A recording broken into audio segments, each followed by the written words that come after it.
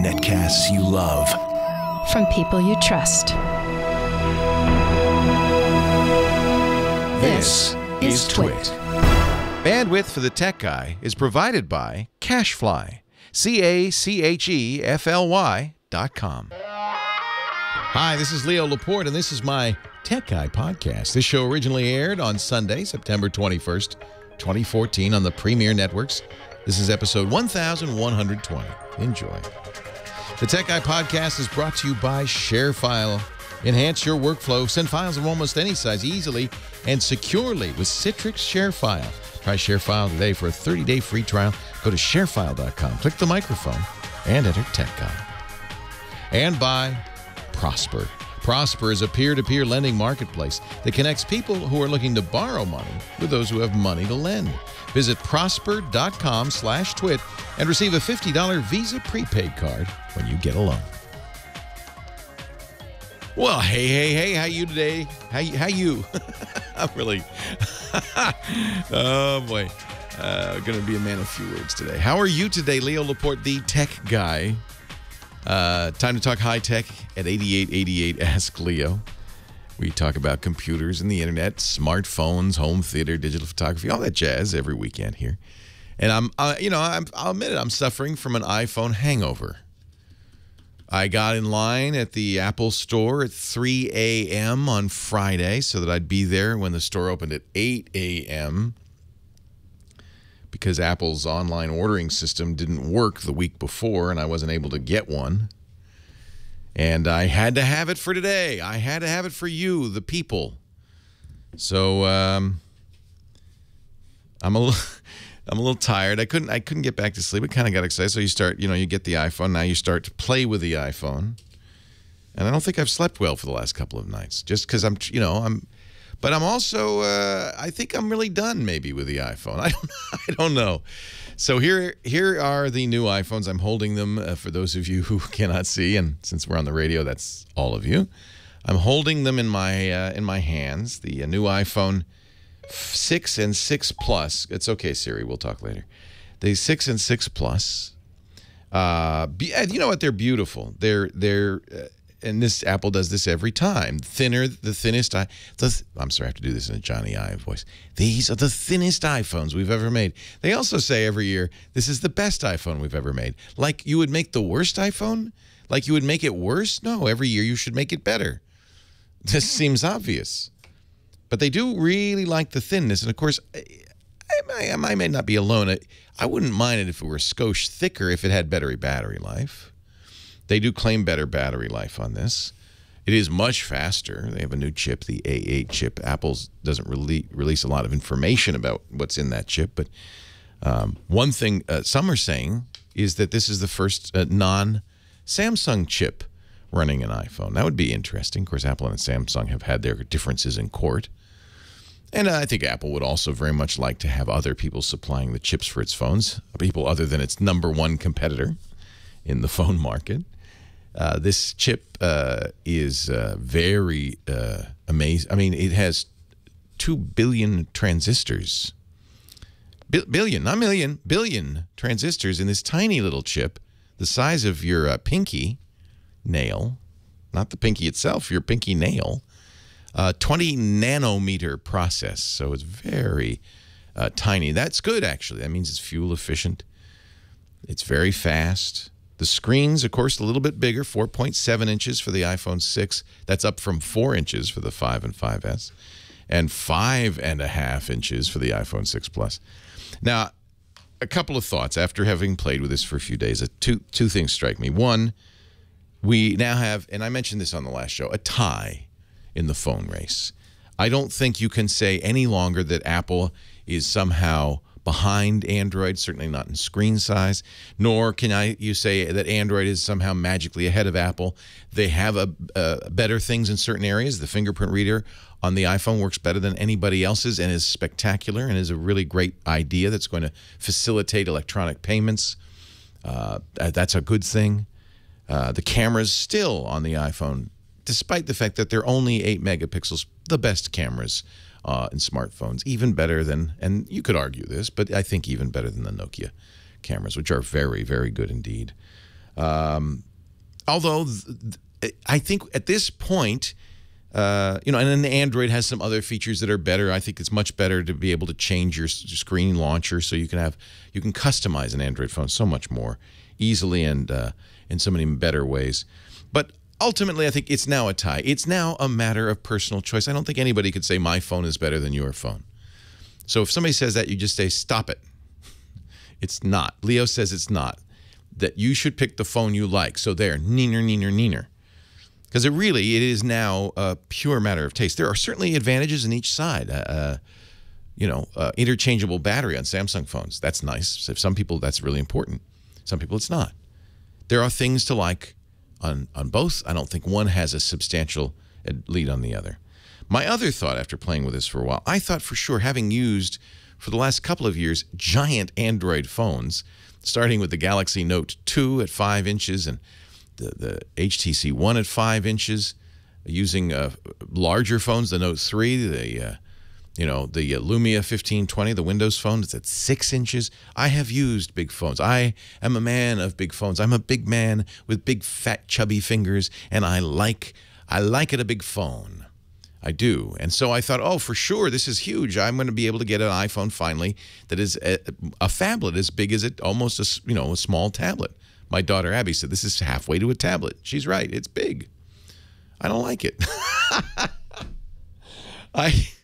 I surprising myself, I think 4.7 inches is really the ideal size, and especially if you're coming from an iPhone 5 or 5S or heaven forfend a 4 or 4S, I think you will very much prefer the smaller size. And in fact, it seems to be that the smaller size is selling better than the big size. We thought everybody'd want the 6 Plus. And iPhone users are smart. They go, that's a very big phone. And at least on iOS, and I think maybe this is it. On Android, it's a little different. You can use the real estate differently. You can use widgets, and you can, instead of just an array of icons, the interface on the phone, the front page on the phone, can be all sorts of stuff. It can be pages from your news sources or newspapers with big color pictures. You can have clocks, and you can all sorts of stuff. And so having that extra real estate is really great. On the iPhone, it's just more icons. And then when you open an application, the application's bigger. And partly this is the success of Apple. The iPhone 6, the 4.7-inch iPhone, is a little jewel. It's beautiful. It's perfect. Now, remember that for a long time I carried the Moto X, which was also 4.7 inches. And I felt I think this might be the ideal size for a phone. It's small enough that you can still kind of palm it comfortably, and you can almost use it with one finger, and but it's big enough that you can see things clearly, and it's easy to navigate, easy to type. I think for iOS especially, 5.5 inches, Apple might have gone too big. What do you think? Too big? Now, one of the advantages of a giant phone is you can put a giant battery in it. It's an interesting challenge because you also have to have a giant screen, and that means you're using more battery. But I think Apple's own numbers confirm, and my early results confirm, that you do get maybe 25 or 30% more battery life on the big phone. So if battery life is important, and I know on iPhones it is because we use them so much, we run through them, then it might be worth getting the bigger phone. But there are things, a lot of people, for instance, say, well, I really want to have an SD card in my phone. That would be really great. True. Because then you can add storage. You can take it out and hook it up to your computer and copy stuff around. There are pros and cons on each, and unfortunately, the days when I could say, get phone X, it's the best, there's no question, it's not a competition, those days are gone. It was easy. In 2007, it was easy. You need a smartphone, you get an iPhone on AT&T. That's your choice. You have no other choice. And it was that way for a couple of years. But Apple has done some interesting things. Apple has caught up in some ways. Android has done some. In many ways, I think Android's grown faster than Apple. And the Android choices are remarkable. You have choice. That's a good thing. We should celebrate that. And you can go to the phone store now and be totally and utterly confused by this stuff out there. It's funny, though, already the Apple fans are starting to complain about the new screen sizes because most of the apps have not yet been redesigned to match these new screen resolutions. They're zoomed up. And people are saying, oh, they're ugly. Oh, welcome to the world of fragmentation. 8888 Ask Leo, what do you think? This is your chance to talk. Leo Laporte, the tech guy.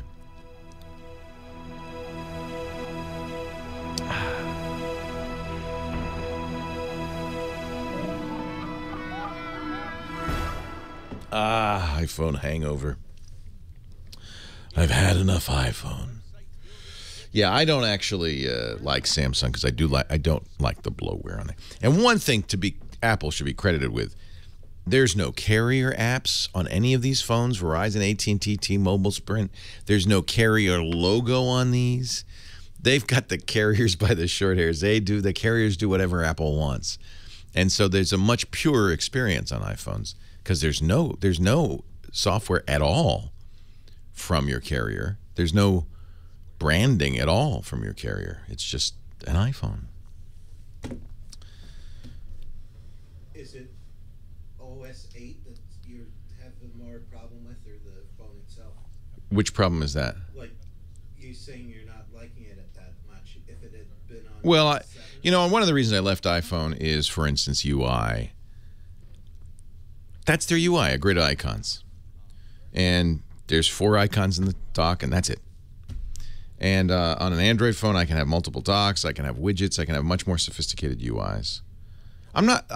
See, people are trying to get me into some sort of flame war over, well, I think this is better. Each has advantages. I think, the fingerprint reader really works on the iPhone. It doesn't work on Samsung very well, and I don't think it's that useful. Chris Marquardt wants to hear from you. Hi, Chris Marquardt wants to hear from me. Phone guy standing by.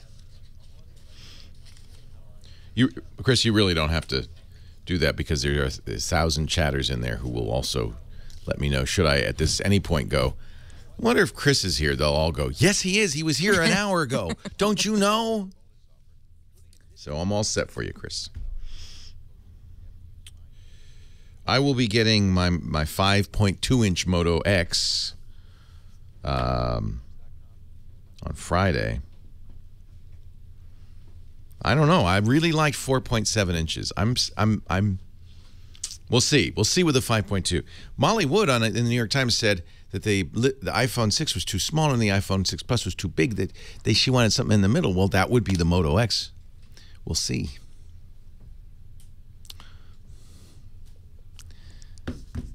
The point is, and this is really important, it's a personal choice. So what I choose and my reasons are my reasons for choosing that. It is not necessarily something that should sway you.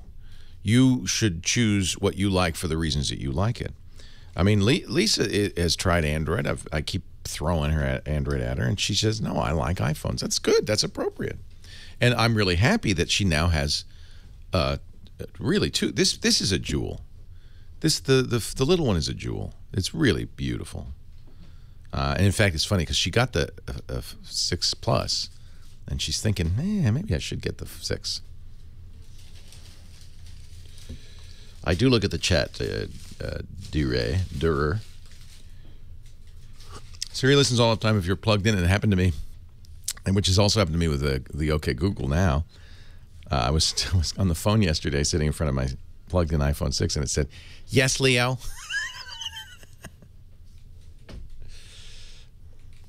The back will scratch, yeah, I saw, no, they didn't really name their girl Jedi. Tell me that's not true. I did see a beautiful picture of Chris and his baby girl. I thought that was so sweet. Yeah, I'm totally sick of the iHype, but I marvel at Apple's ability to market. Unbelievably brilliant. Hey, Siri. Yeah, I think the 6 is just right. For most, I would guess 90% of iPhone users will be happy with the 6. Leo Laporte, the tech guy, 8888. Ask Leo. We're talking high tech, talking about computers, talking about the internets. Somebody in the chat room said, I don't care about smartphones. Let's talk about NVIDIA video cards. Those days, I think, are a little bit gone. Sad to say. Boy, I've been doing this so long now, since the early 90s. And, of course, there were many years in there where we were talking about IRQ interrupt conflicts. Fortunately, none of you know what that is, and that's a good thing. You don't have to worry about it anymore if you're a PC user. And then we spent many years talking about what the best video cards were. We don't really have to worry about that much anymore. Unless you're a hardcore gamer, you don't care. And I think even hardcore gamers at this point probably don't need to worry about it. Times move on. Times move on. Sure, you might have a tube amplifier, a Macintosh with 250 watts RMS per channel, but nobody's talking about that anymore.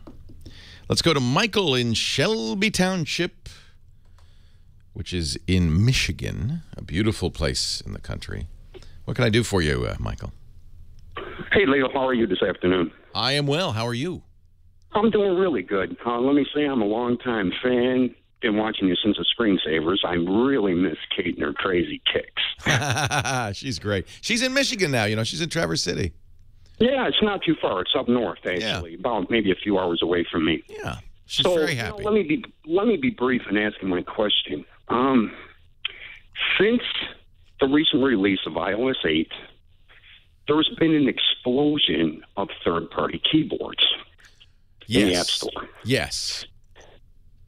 In regards to that, there's a lot of people concerned, myself as well, for security purposes. Yeah, so, you know, okay, I'll talk about it. This is a good question. And actually, Apple shares your concern. To my intense annoyance, when I switch to a password entry field, it switches back to the Apple keyboard. One of the reasons I stopped using an iPhone is I consider Apple's keyboard substandard. The Android keyboards have taken great strides. And the one I use both on Android and on Apple is SwiftKey. It's probably the #1 keyboard, third-party keyboard for Apple already. There are other choices like Flexi or FlexKey, whatever it's called. Swipe is very, very popular. But SwiftKey is free, and I would start with SwiftKey. SwiftKey has a couple of features that, in my opinion, make a huge difference. #1 is it has, I guess, for lack of a better word, swiping. So instead of tapping the letters, T-H-E-D-O-G, you move your finger without lifting it from the screen from T-H-E to space to D-O-G, and the keyboard magically knows what you're typing. It's in my opinion, a much more accurate way and certainly a lot faster way to type on a keyboard. So that simply by itself argues, I think, for a third-party keyboard on the iPhone. I also think that I have never understood why Apple, to this day, on their keyboard, it's always uppercase. Whatever you're typing doesn't matter. The keycaps are always uppercase, and I find that confusing. And there's no every keyboard in the world, including all the third-party keyboards for iOS, will, when you're in lowercase, show a lowercase letter. It is a computer. We can change this now. And when you're in uppercase, an uppercase. Now, your concern, though, is, and Apple warns you, in fact, I think they're really scaring people, to Google's account, they also warn you that any keyboard can capture your keystrokes and send it back to the home office. That's correct. Yes. By the way, so can Apple's, but the only home office it can send it to is Apple. Right. But so Apple, so it's a little disingenuous because I mean, okay, well, we trust ourselves. Well, do I trust you? I guess I have to. And that's the key. When you use software, you have to trust it because it's not just the keyboard. Any program on that phone could send all sorts of stuff back to the home office. That's the nature of software. They're black boxes. And when you're using a device that's always connected to the internet, anything's possible. So there is a huge amount of trust when you use software, period. That's always the case. Absolutely. And, you know, the reason why I asked this question is because this has exploded all over the forums. Yeah, well, it's yeah, well, I'm trying to talk people down off the ledge. First of all, I don't know if I could trust SwiftKey. I've trusted them for years. The real risk would be, of course, they can capture logins and passwords. And people are worried that any keyboard, including, by the way, the keyboard on your computer, can be a keystroke logger. That's absolutely true. And so so can Apple's, and you've been trusting Apple's all this time. Apple still, and this really bothers me because I frankly find this even more of an offensive user interface problem. Apple will switch keyboards when you enter passwords. Well, you trust us, so we're going to use our keyboard, even though you've chosen and accepted another keyboard. I find that offensive. And it's and by the way, extremely confusing. And the times that I need a better keyboard are precisely when I'm typing passwords, because I use a mix of upper and lowercase letters, and it's very easy to lose track of where you are on the Apple keyboard. And that's one of the reasons I left iPhone in the first place. So I've been using SwiftKey on Android. So far, to my knowledge, they've never stolen my password. I know the guys who do SwiftKey. You can trust them. Well, that's the whole thing, right? You can trust them. That's why I wanted to ask these questions, because the three, I'm considering would be SwiftKey, would be Swipe, and would be FlexKey. Thing is, I would go with SwiftKey. Well, SwiftKey has been known though to take this data and collect this data. And all right, well, I give up then. Don't go use Apple's keyboard.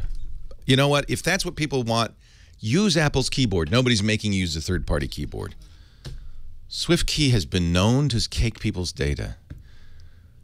I don't even know where to start on that. SwiftKey has a feature, and I turn it on, that allows them access to your email, your Facebook, your tweets, and other stuff so that they can learn your typing style, learn a dictionary of words that you use frequently. I find that useful. If you don't, and you like the crap keyboard that Apple has foisted upon us, please, by all means, use it. You, of course, are now trusting Apple. Oh, and by the way, all of those things are sent over the internet. You're trusting your phone company. You're trusting any internet servers along the way. And you're ultimately trusting the company you give your password to. Like, let's say, I don't know, Home Depot and Target. We live in a civilization is based on trust. You trust that the driver coming the other direction down the street will not at the last moment turn his wheel and plow his 2-ton vehicle straight into your face every minute you drive. If you are an untrusting person, you should go live in a cabin in the woods and hope the bears don't eat you, because we have to trust. Every bit of software that you use can be malicious and take advantage of you. It's the nature of software. They're all black boxes, not just the keyboards. They're all black boxes. And I kind of think Apple is, I guess they feel that they have to put this big warning. Well, this company could be collecting all this data that you're giving them access to. And Android does the same thing. Be careful using these third-party keyboards. I trust them. Don't worry about it. Leo Laporte, the tech guy. Our show today brought to you by our good friends at ShareFile. This is another thing, another tool that I use every week with the radio show. I have to get audio, tracks to the radio stations, and I've tried lots of ways of doing this. Of course, anytime you're in business, you're probably sharing files in business, and what is the first way you try? Email attachments. What is the first thing Leo says every time? Don't use attachments. Don't open them. Don't send them. It's the way viruses get spread. But there's another problem with email attachments. There's several. Of course, email attachments aren't secure. That's a big problem, right? Everybody along the way can see them. There's no privacy. It's like sending a postcard. And the files we're sending, PowerPoint presentations, contracts, PDFs, they're often so big they get bounced back. ShareFile solves that. That's why 99% of the Fortune 500 use ShareFile instead of email attachments. No more bounce backs, no more file size restrictions, no more hassles, and you're secure. You, in fact, don't lose control of the file because you control who has access, what their permissions are, how long they can download it for. You confirm when files are received with tracking and email alerts. And your files are always available to you. ShareFile synchronizes your files to the cloud, so I use the free ShareFile app, and I can send my files via that, even download them. We use ShareFile all the time. Let me log into my ShareFile account just to prove it. One of the things you'll notice with ShareFile is it looks like it's got my branding. It looks like my site. And that's great because I think when somebody's getting a file from you, you want them to know it's from you and not think, well, what is ShareFile? Is this safe? You don't want that issue. It's very easy for them to use. This is my interface for ShareFile. You see, I can also request a file via ShareFile, which is great. I'll open the Premiere folder because that's the radio show. These people have access to it. In fact, some of them automatically get emails whenever I upload a new file. That simplifies my life. Here's some recordings. Let's say I want to send this. I'll click it and send. Now, you can send from the web interface. They also have an Outlook plugin. This makes it very easy. It looks like email attachment. What you'll get here is all the controls. How long that download's good for. How many times they can download it. What you need to know, like what their email address is and so forth. You'll get a link which you can paste in the email. They'll see that email link, and then they click it, and this is what they see. They see a page with your branding, which I love, and a big download button. They see what the file is, how big it is. That's what they see. And I'll tell you what, anybody can figure that out. They don't have to sign up. They don't have to log in. They just makes it very easy. I love ShareFile. I think your business should be using it, and that's why we've got a 30-day free trial for you. Visit sharefile.com. Click the microphone at the top there, which says podcast listeners. Click that, because we want to get credit for it. And enter the offer code, one word, Tech Guy. Choose your business, too, because they'll customize it. It's HIPAA compliant with financial regulations and also, all of the different federal and other regulations for privacy. So compliant. But choose your industry so it'll customize it for you. Sharefile.com. Click the microphone and enter the offer code, Tech Guy. There is not a problem with SwiftKey. Please be... But if you don't want to use it, use Apple's crappy keyboard. Please. Be my guest. You're more than welcome to use Apple's keyboard. I don't know what the discussion is.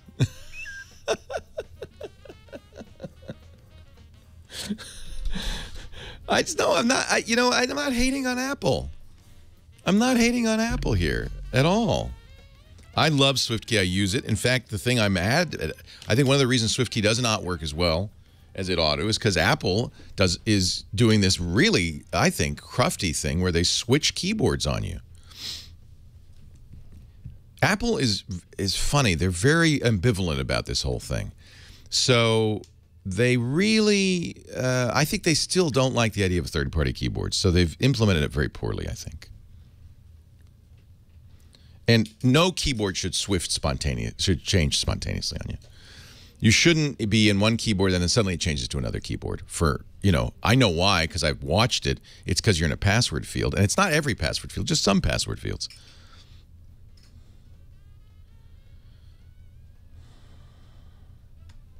You can trust SwiftKey and you can trust Swipe. I don't know about all of them, and there's always this risk, but it's in the Apple Store. Don't you trust Apple? Didn't Apple vet these before they put them in the Apple Store?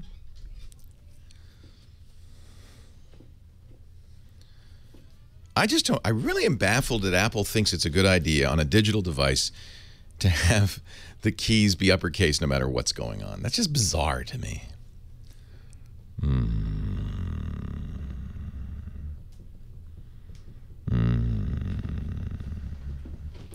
And incidentally,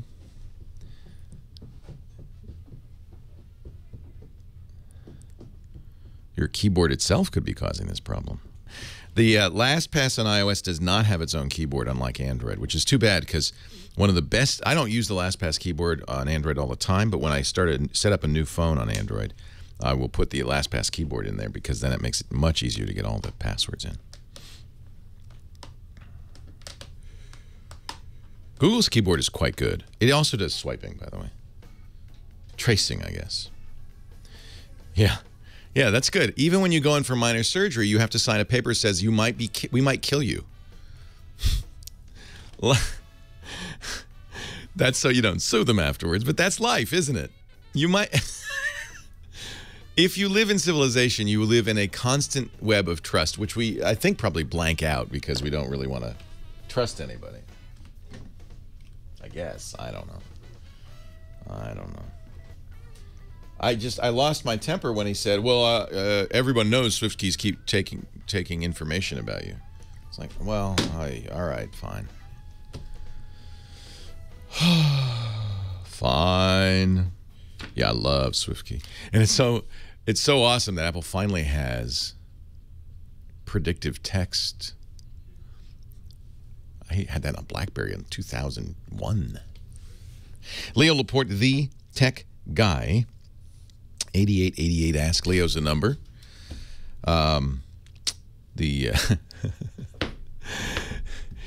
Apple users have been in this iPhone users for a long time have been in this kind of protective cocoon where you did have to trust, but all you had to do was really trust Apple.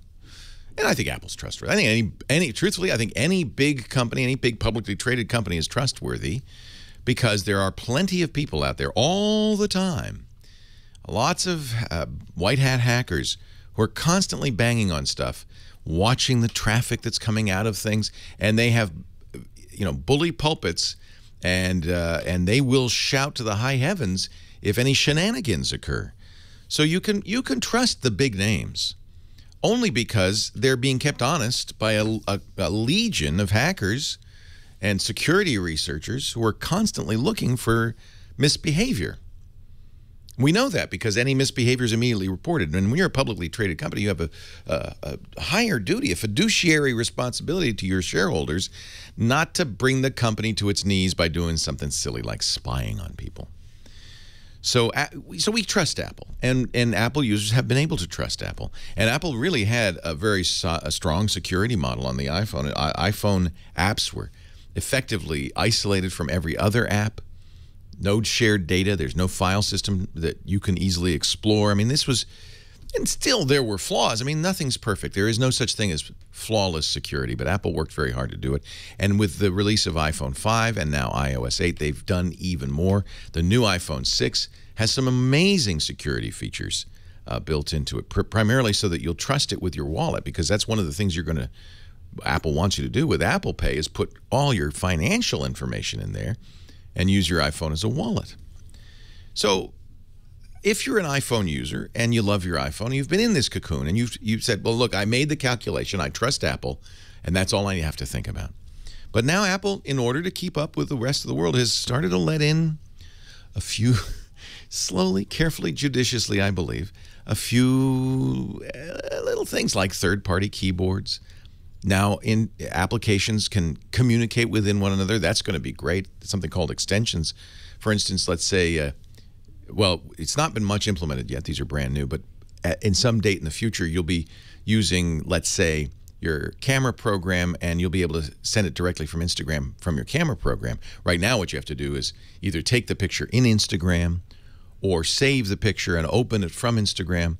But all that's going to be much more seamless because Apple has kind of opened it up a little bit to allow applications to talk to one another. Oh my goodness. Shocking. Partly they did this because of market pressures. People want this. And Apple's trying to do it in a way that is secure as possible. In fact, Apple finally has caught on. I've been saying for some years that really Apple's best marketing message should be, we are private. You can trust us. We won't sell your information. And other guys might or will. And so you should trust us. And Apple, in fact, is now with the release of the iPhone 6, the last week, been saying that. Tim Cook's actually given interviews with those exact words. You can trust us. You can't trust the other guys. Our business is selling you hardware. The other guy's business is selling ads. He's talking, of course, about Google and Facebook. It's a good story. It's a great marketing message. It's not strictly true. Apple does, in fact, sell ads. But, they do make money now, not just from hardware, but from services like iCloud, like iTunes, and like iAds. So it's not a pure story, but it's pure enough. It's good marketing. And you can see from our last call, this is something people want. People want privacy. They want to trust somebody. I guess my only message is, look, Apple is a company, a profit-making company. Here's one thing you can trust of any company. They want to make money from you, period. I do, they do, any business does. That's what business is, period. And you should trust them only as far as you can keep an eye on them, because if there's a way to make more money, maybe just a little bit more money by maybe selling some information for better ads, They might do that. They might do that. They do that. Jim in Atlanta, Leo. Oh, I'm sorry. That was Jim in Atlanta. Jerry in Fallbrook, California. Leo Laporte. The old guy. I'm Jerry, and I do trust you. Hey. Well, I try to be trustworthy. You got it. I'm a little confused about my next step, which will be some sort of computer TV. I have Dish, and I was over at a friend's house, and he was downloading all sorts of YouTube stuff, and he said, you got to get one of these Apple TV boxes. Yeah. And I said, well, what's a Roku and what's a Wii? Can't you get TV that way? So there are a lot of these, aren't they? Now it's become very rich choice for you. Well, it's confusing for a guy my age. Yeah. So all of these devices, we call them set-top boxes. It's not kind of strictly true, but that all of them are designed to do one thing, to connect your television to the internet so that you can watch some, none of them do all, of the vast array of programming that's on the internet. Now, my download through my internet, I live in a little pocket in Fallbrook, so I'm on a copper DSL, which only gives me 6 megabytes of download, and I don't know if that's even fast enough to get TV, but that was my second question. Well, it's a good question. It works best if you have more speed. If you have a true 6 megabit connection, you're fine. Okay. You could watch, high def, not super high def, but high def quality content on any of these boxes. But remember, when somebody else is using it in your house, that's bringing it down. If you're also using it for your phone or some other services, that's bringing the total down. So it's 6 megabits, but it might be shared. Anyway, I think it's enough to try it. It's not ideal. I generally would love to see somebody have at least 10 megabits, maybe even more, but 6 should be enough. But what am I trying? Am I trying Roku, Apple TV, or? Well, I'll kind of tell you all of them are essentially the same idea, except they have access to different services, and that's kind of how you should make your choice. Roku is generally my first choice, except that Roku can't do one thing that the Apple TV can do, which is iTunes, Apple's own services. So if you're everything does Netflix. Apple doesn't do Amazon. It's hard for me to keep track of all this, by the way. That's why I called you. Roku does. Well, you're going to have to go to the websites and look at what services. Are you currently buying and renting TV shows, movies, and music from Apple's iTunes store? No, I'm not. I have Dish. I subscribe to HBO and a couple of other premium stuff. Okay. But I like the idea of being able to see some old TV programs or TV series that I've either missed in the past and I would like to see them again. So you're going to have to do a little research to say, what is it that I want on the internet? YouTube, almost everybody does YouTube. Although there was a period of time, quite a long period of time, where Roku did not. But almost everybody does YouTube now. Here's one advantage Apple TV has. Because Apple, again, this is Apple saying, well, we care about your customer experience more than those other guys. We are going to do our own content distribution network for Netflix. Apple's probably the best way to watch Netflix. But there are things the Apple TV cannot do that the Roku can. And the biggest thing that nobody can do but Apple is Apple's own stuff.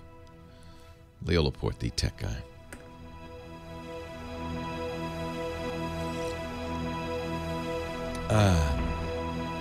There's also Fire TV, Amazon's solution. There's also, there's so many choices here. If you don't use iTunes, if you don't use Apple products, get a Roku.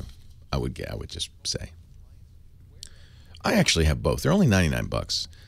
And I also have Google's Chromecast, which is a very good solution, getting better all the time. And I also have Fire TV. I have them all. But what's hooked up to my Den TV, the one I watch, my TV, a TiVo, the Romeo Pro, an Apple TV, an Xbox. I don't think I have a Roku hooked up. I don't. The Xbox has a lot of that stuff. Like Amazon, to me, Amazon streaming is really important. Hello, Johnny.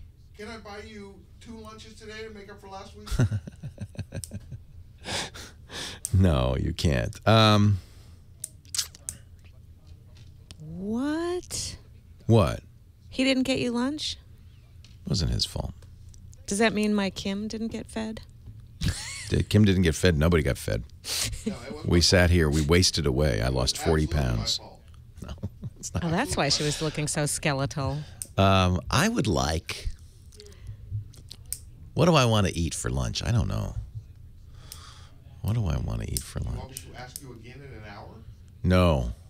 If you don't know what you want, you're not hungry enough.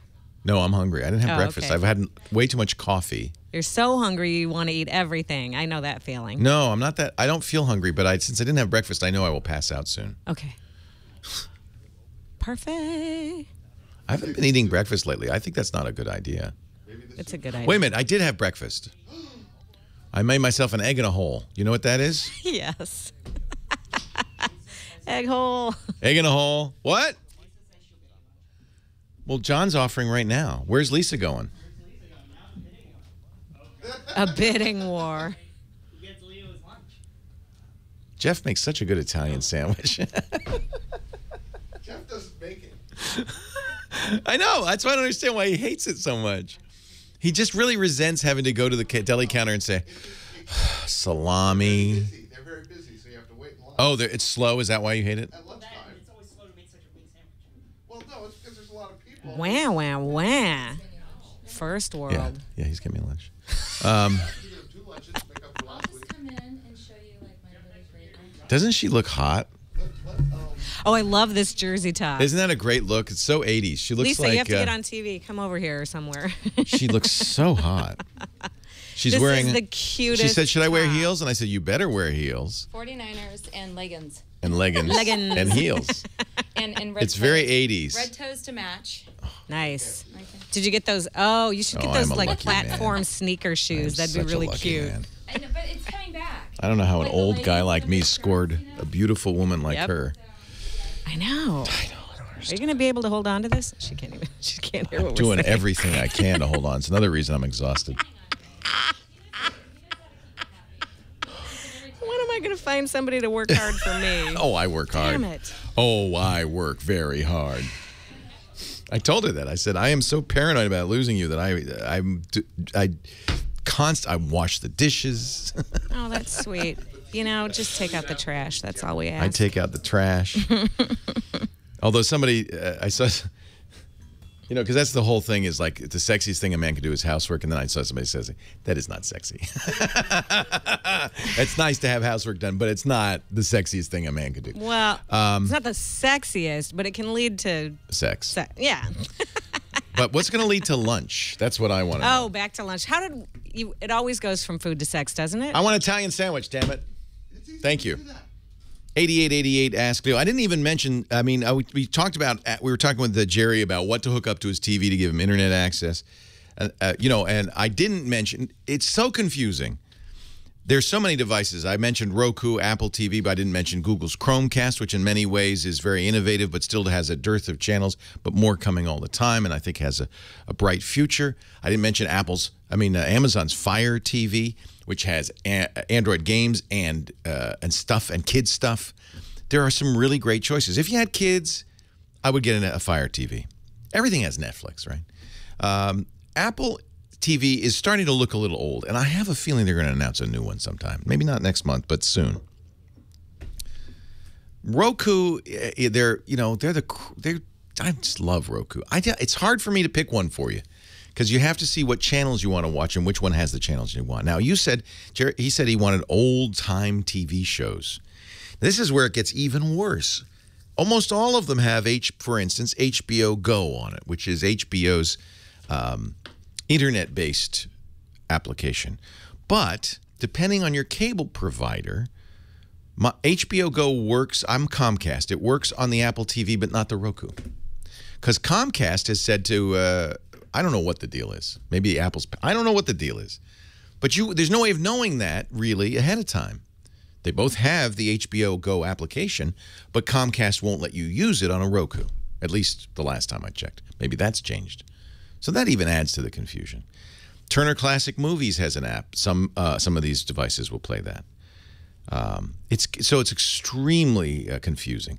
I think the only reason to get Apple TV is if you're into iTunes. Amazon is so important to me. Amazon streaming, that's what I'm looking for. Chromecast does that very well, but you need an Android or iOS device. The way Chromecast works is a little different. It hooks up to your TV. It's wirelessly on the internet, and then you use a smartphone or tablet to control it. You go to Netflix app there and press the Chromecast button, and it sends it over to the TV. It's kind of a different model, a little bit complicated. Chromecast does do HBO Go now, depending on your cable company, because that's the problem with HBO Go. You not only need to have the app and the hardware, you need to have the approval of your particular cable company, and some of them approve it and some of them don't. So, Jerry, I'm not much help. I would say if you had, put me on the spot, get a Roku. The Roku 3 is great. It has some features that are remarkable, like a headphone jack in the remote. So it's great for late night listening or listening in a household where there's other people and you don't want to bother them. The Fire TV you can talk to. It has voice search.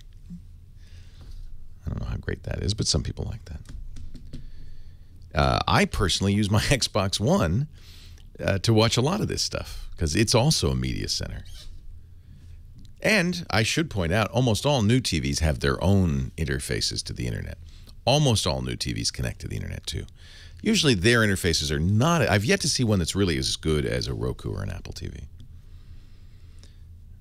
Not much help, am I, Jerry? Jim in Atlanta. Hi, Jim. Leo Laporte, the tech guy. Sorry about that. Hey, Leo. I hung Great up to on talk to you. Thanks for calling. I didn't know if it was you or me. I pushed the wrong button. I'm glad you got right back in, though. Yeah, because I was amazed that I was able to watch you on the computer and also talk to you through Google Hangouts at the same time. And then I thought, well, maybe that was a conflict. Are you on Google Hangouts right now?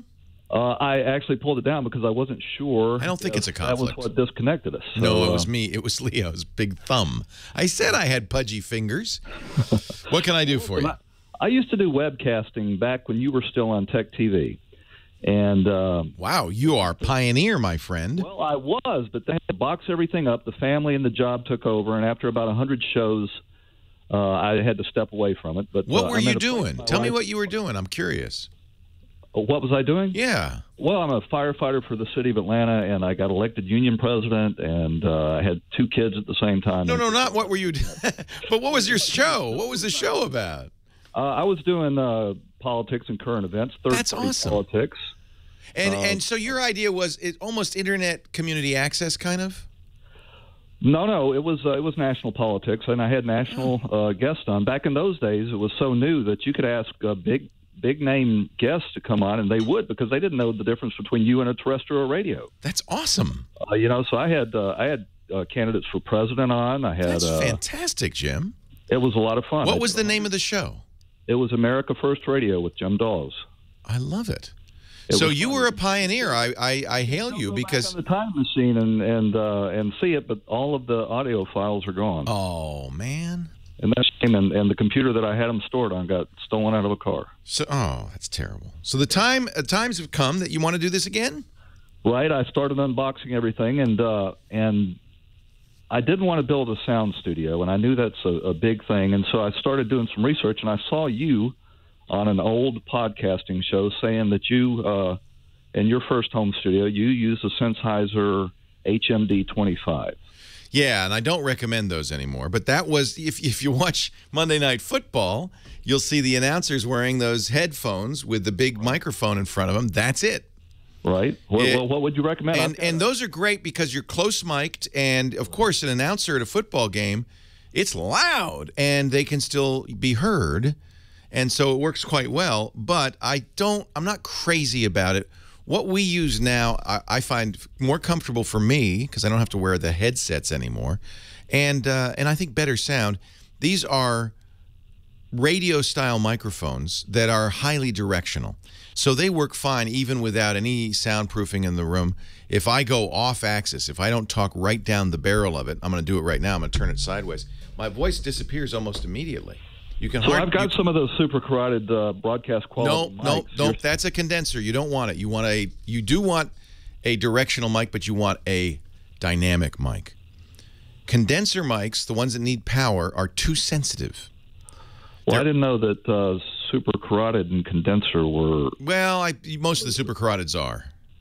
So if it's a dynamic mic, then that's fine. They're just carotid means heart-shaped. It's got a heart-shaped pattern. That's what it means. But usually when they say that, they're condenser mics. So tell me what I want again. Well, the one I use and I recommend highly, it's from a guy named Bob Heil. He was a rock and roll sound guy, and he makes the best studio mics, in my opinion, for very affordable. They're about $350, called the Heil, H-E-I-L Sound, heilsound.com, PR40.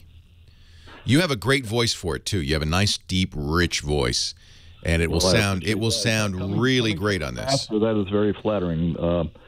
I got one more question. In the old days, I used to use a analog mixing board. I subsequently bought a digital mixing board when I thought I was going to get back into it, but didn't. But are we to the point now where I can just bypass the mixing board and get a USB mic and go directly in? Any mic and use a USB interface, but only one mic at a time. So if it's you and you alone, no problem. Well, it's not going to be me and me alone. Right. What I was hoping is that I could have the guests on the screen and me plugged into the computer via USB microphone and all communicate and... yeah, now you're getting kind of complicated. You want to have the guests on a... And I don't want to spend too much time describing how to do this because it's kind of a specialty. But, yeah, now it's getting complicated. Let me put it this way. We built $1.5 million studio to do this. Now, you don't have to do that, but it is getting more complicated. Skype or Google Hangouts. Now, the nice thing, I tell you what, this is probably, if I were you, what I would investigate.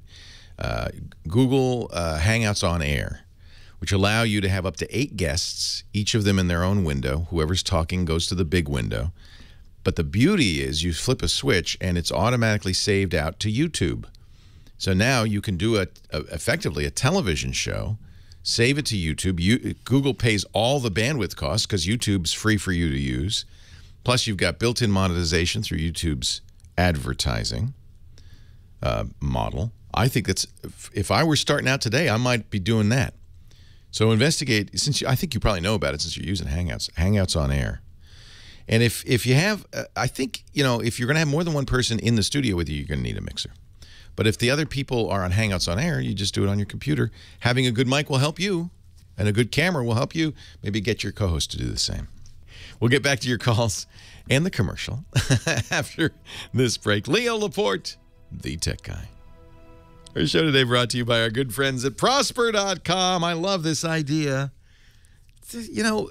Progress happens because people think of great ideas, and we live in a world where the internet and the way technology's evolved facilitates this, and it's so great. This is an example of something that has not worked for years, the big bank loan where you have to go, put on a necktie, put on pants, put a hat in hand, and beg for money. Please, sir, can I have some money?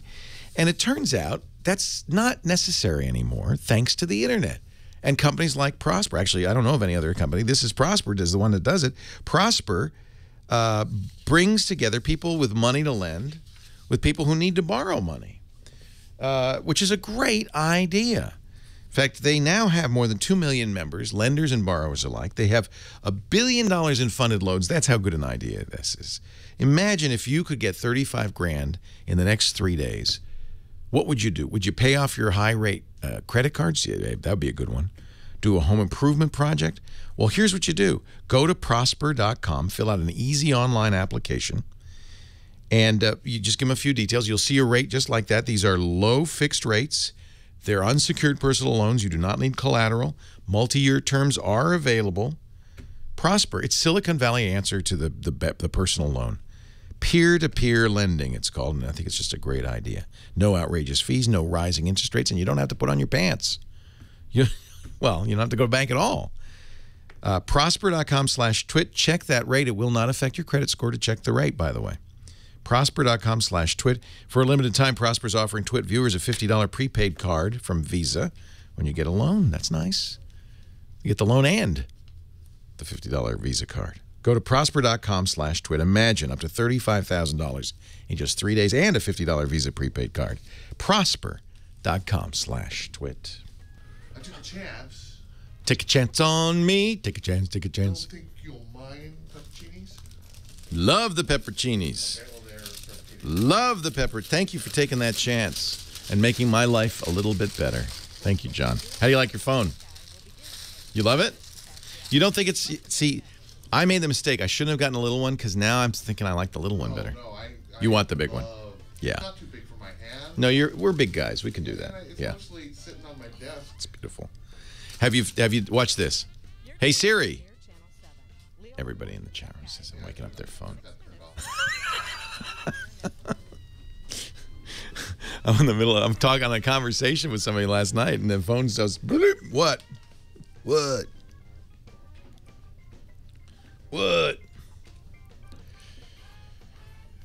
Yes, Rusty Bones. I got some very expensive headphones. They're $900. Hi-Fi Man. You like them, right? HE2 560s. Hey, welcome home, Josh Windish. How was the beautiful island of London? Oh my gosh, it was amazing. Did you have fun? Yes. Yeah. I love Europe. I hadn't been. You'd never been to Europe at all? No, and it was just so cool. Like, oh, that's great. Back, so. Good. I saw the picture of you and Vanessa at platform 9 3/4 is just great. Yeah, I love those. You looked like Harry Potter with your scarf. Yeah, so they said that I had to take that picture. You did. So yeah. And you look great doing it. And thanks for helping my indecisiveness along by now suddenly one did you wanting get? the smaller one because I got the bigger one. Now you want the smaller one. No. I don't know yet. I heard you talking about the smaller one now, and now I'm all Well, remember thrown into also, it. all my other phones are giant. That's true. So part of the reason I want the smaller one is because I already have giant phones, and I'm getting the Moto X next now week. I'm introduced to the big screen, but you're right. It is harder to. It's kind of big. I know. Man. Anyway, but yeah, it was such a great trip. So Good. I'm glad you had a great time. That's awesome. Welcome home. We missed you. Why do you feel ill, Schism?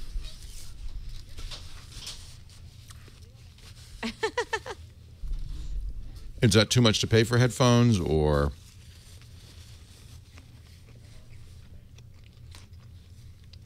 You know, I am in the 1%. I can't help it. You kind of need good ones. And they sound. I don't wear them here. Oh. No, these are $200 headphones. I don't wear them here. I wear them in my easy chair, in my den, when I want to shut the world out. And they sound so good. God, shut the world out. Now what would you pay? Yeah, it's worth it. They're beautiful headphones. Well, Schism, you know what? I made $700 a month when I was starting out. How old are you? When I was starting out in radio, I made $700 a month for several years. But now I'm on a radio show that's syndicated to 200 markets.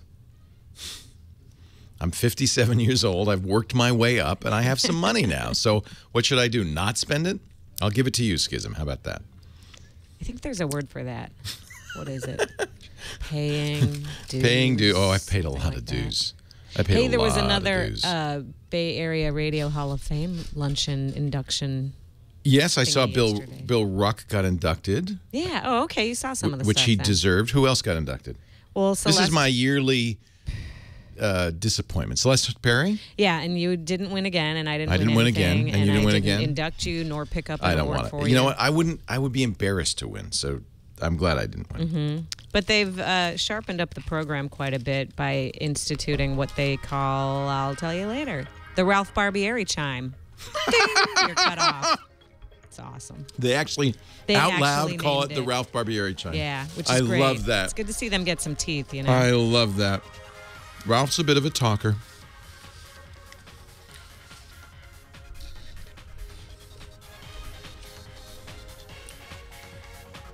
I feel bad now about my expensive headphones. Cost less than this. Leo Laporte, the tech guy, 8888 Ask Leo. That's the number.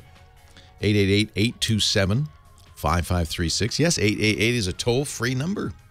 That means it'll cost you nothing in the U.S. and Canada. And if you use Skype to call me, it costs you nothing anywhere in the world. 8888 Ask Leo.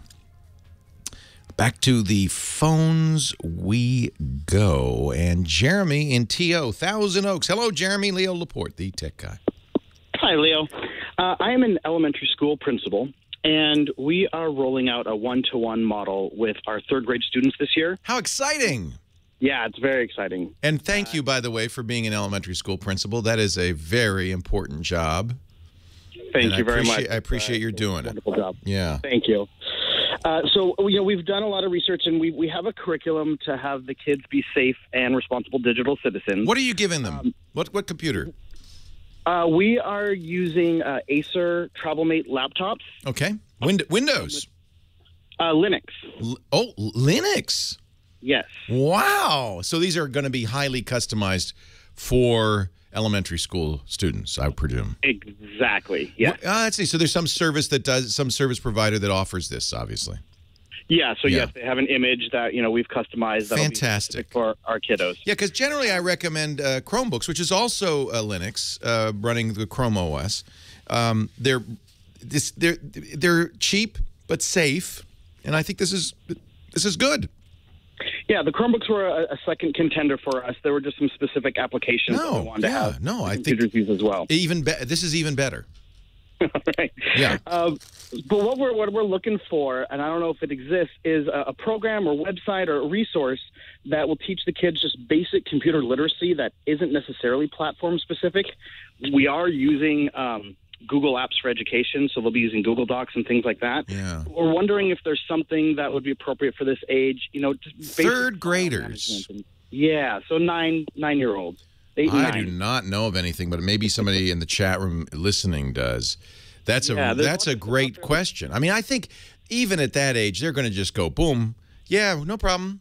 But there will be a few kids. You know who you really need it for? The parents. we do. Because the parents are going to go, what? Well, what we're finding is with the third graders, they have a lot of aptitude with tablets, but when it comes to file management and saving and save as and those sorts of things, they're not as adept as where we would like them to be. Yeah, no, that makes sense. And frankly, most adults aren't either. Every time I use somebody else's computer, I note, for instance, they never close apps. Because on a smartphone or mobile device, you don't close apps, but on computers you do, but they don't. So they have 100 apps open. They never save to anywhere but the desktop, so they have 1 million little tiny icons on their desktop. Exactly. It's just, this is normal. I remember I did this for my ex-wife. I closed all her apps. She said, "What's that?" I said, "What do you mean, what's that?" She said, "What is that?" I said, "That's your desktop." "I've never seen that." "No, because you never close your apps."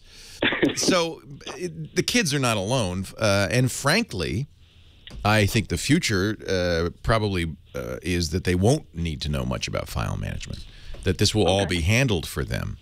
So you're teaching them kind of an older, arcane topic. Got it. That we as old timers remember. I remember file save as. But on a mobile device, that doesn't make any sense. And most of the devices we use, including desktop computers, will be that way. Mostly that's because resources are kind of so unlimited now that you don't have to worry about running out of RAM or running out of CPU, so you can keep stuff running. And file systems are confusing inherently, so people don't do well with them. Plus, there's a security issue with file systems. And one of the reasons mobile devices kind of isolate the file system and don't really show it is because it's a security issue. So, but now, of course, you've got Linux laptops for your kids, so they do need to know how to do this. But I fear that you're teaching them something that they won't really be using in 10 years.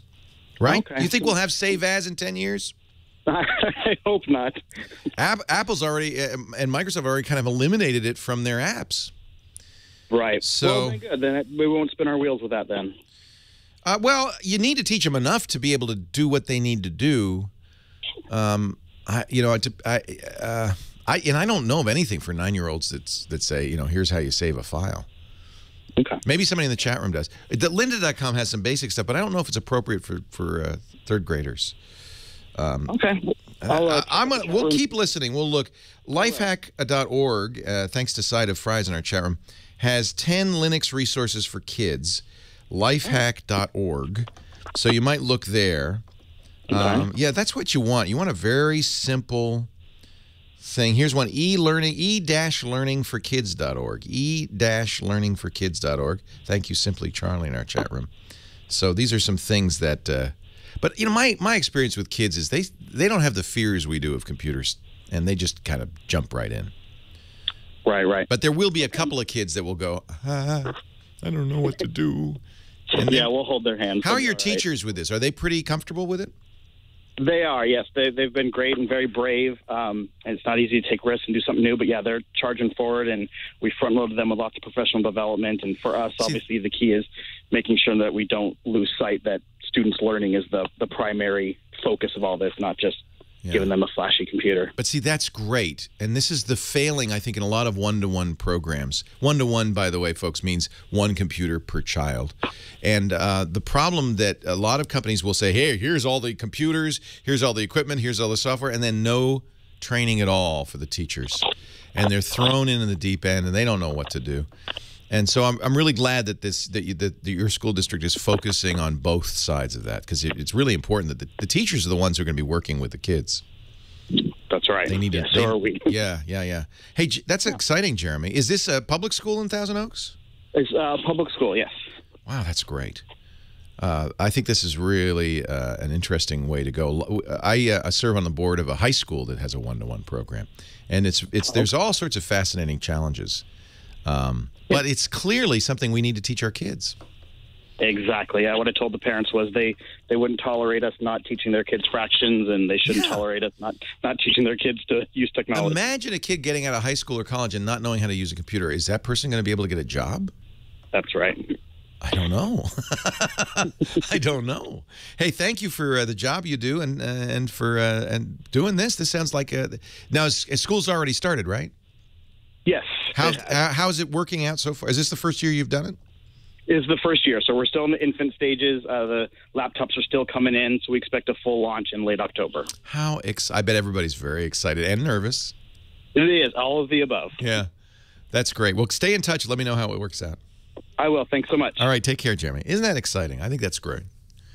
Real challenge, though. You know, I get asked a lot, how old should a kid be before they get introduced to technology? And that answer has changed a little bit with the advent of tablets. A 2-year-old can use an iPad, and many do, or iPhone, or similar device. But I think the actual, a laptop computer with a keyboard, that's something a kid's going to need when they start doing reports, when they start doing research. When, I guess schools still have libraries. I'm not sure why. Because most people don't need the library anymore, do you? Your library is the internet. So instead of teaching kids how to go down the hall to the library and use a card catalog, what grade does that start? 4th, 5th? I think you need to teach them how to use the internet for research, how to write a paper. So 4th grade, 5th grade, something like that is, I think, when a kid needs to probably have access to a computer. It doesn't have to be his own. In fact, probably shouldn't be. And if you do have a computer in the house, keep it in a public area so you can kind of look over their shoulder, keep an eye on what they're doing. But they do need to be exposed to this. 8888 Ask Leo, that's the number. Let's talk high tech. Leo Laporte, I am the tech guy. Celeste Perry got in over the weekend. Or yesterday, I should say. Oh, that's great. So the award show is so long that I left here yesterday after the show and got there just in time for Celeste's induction and the last 3 or 4. Who else got inducted? Well, I probably could look it up. Sam Van Zandt. Oh, I love Sam Van Zandt. He was great. He was the last one. It's my generation now. These are all people I worked with. I didn't know much about him, but he gave the greatest acceptance speech. It was like, oh my God, I'm crying, and I feel like so... He's probably not on the air anymore, huh? He's probably my age. He's at K-Bay, I think. Oh, he's at K-Bay, yeah. I believe. That's what happens to us old DJs. We go easy listening. He was a rock and roll DJ. Leo Laporte, the tech guy, 8888 Ask Leo. That's the phone number. Justin, Bakersfield, Leo Laporte here. Hi, Justin. How you doing, sir? I'm well. How are you? Doing all right. I got a question for you. I bought my mother a Dell laptop about 10 years ago. That was back in the XP days, and she's looking to upgrade. And I was looking to get her a new laptop, but I've been a Mac guy for a long time, so I'm not too sure. What are the recommended brands and as far as specs for running Windows. You like your mother, right? Oh, I love my mother. You're going to give her Windows, really? She doesn't want a Mac. I tried my hardest. I would only give Windows to somebody I really don't like, to be honest with you. But okay. Yeah. Well, here's the thing. She's got a what does she do on her computer? She basic web browser. She does Facebook. She does a lot of Word documents and stuff like that. Oh, so does she use it for work or just for fun? She mostly for fun, but sometimes she's a teacher's assistant, so she does a lot of grading and all right. So she may have to have Windows because there's software she uses. She uses Office a lot. Yeah, well, Office is on the Mac. You know that, right? Yeah. And frankly, Office 365 is on everything because it's a web-based solution. Yeah. And another thing is price. I was hopefully looking around $600. Yeah, well, now you are talking Windows. Yeah, definitely. Windows, or in fact, what I would, for most people, what I would suggest is either a tablet, like an iPad, or a Chromebook, because she has a tablet. I bought her an iPad. Nice boy. She uses it, but I just think she's very old school. She uses it, but I think she goes back to that familiarness. Yeah, and that's why people buy Windows. It's a more of a knee-jerk automatic purchase than a thoughtful one.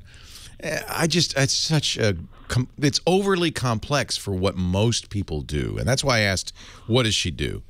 If you need Windows, fine, but most people who use Windows should have an IT department at their beck and call. And since you're a Mac user, you're not it.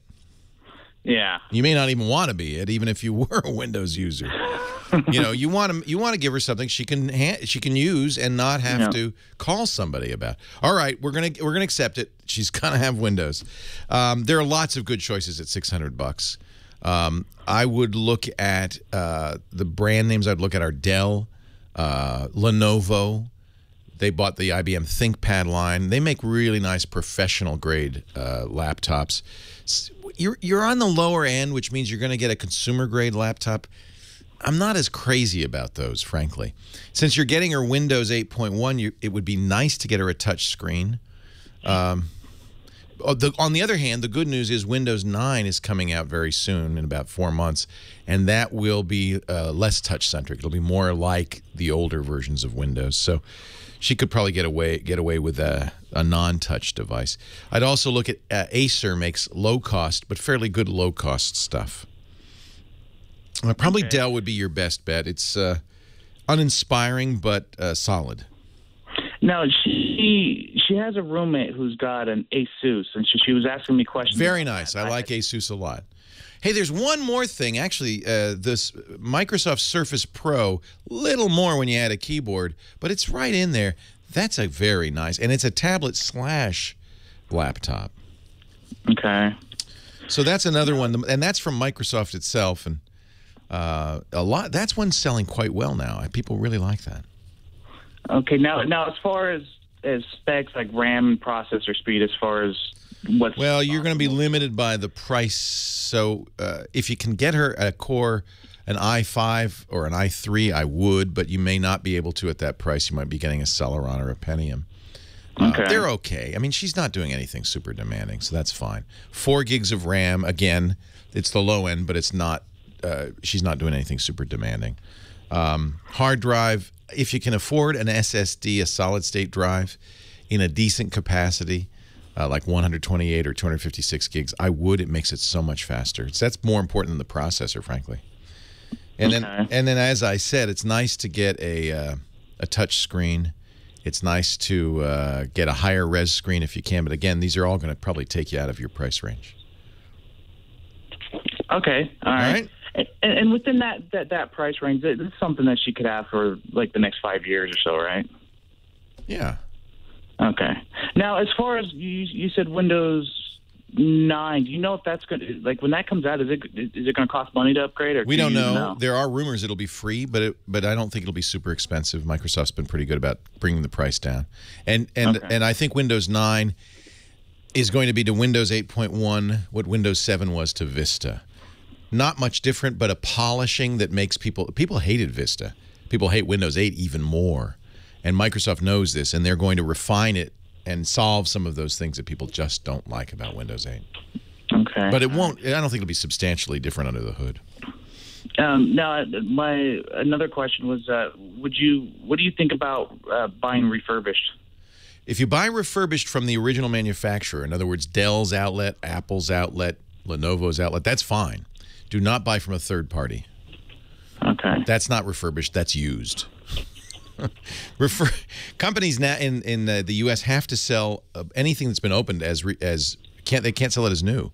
So typically, what these late model refurbished things from the manufacturer, they just something somebody bought and returned. Dell has a very good outlet, and I highly recommend it. Okay. All right.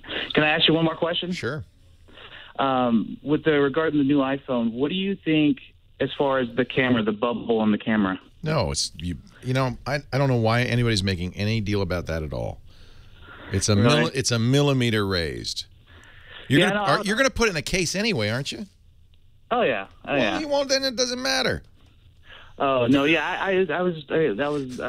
It's funny that Apple's actually editing out of their. When Apple takes a side picture of it, it's not visible, and I think that they must be photoshopping it out. So they're obviously sensitive about it. I don't know why they're sensitive. It's not that big a deal. It's a little tiny lip. You can barely see it. In fact, I can hardly see it here.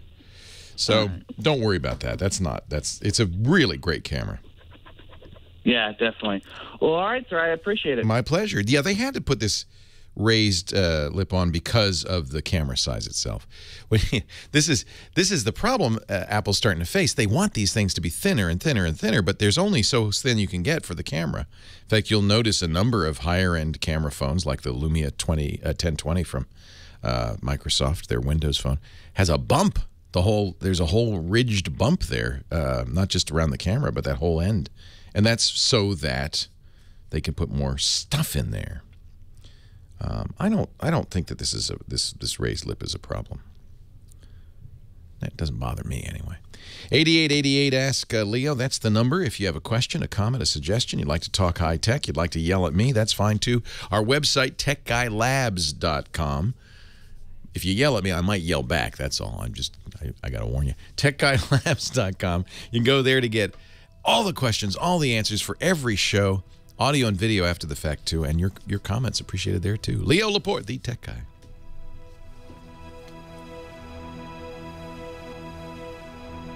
Samsung's got a bigger bump. So there.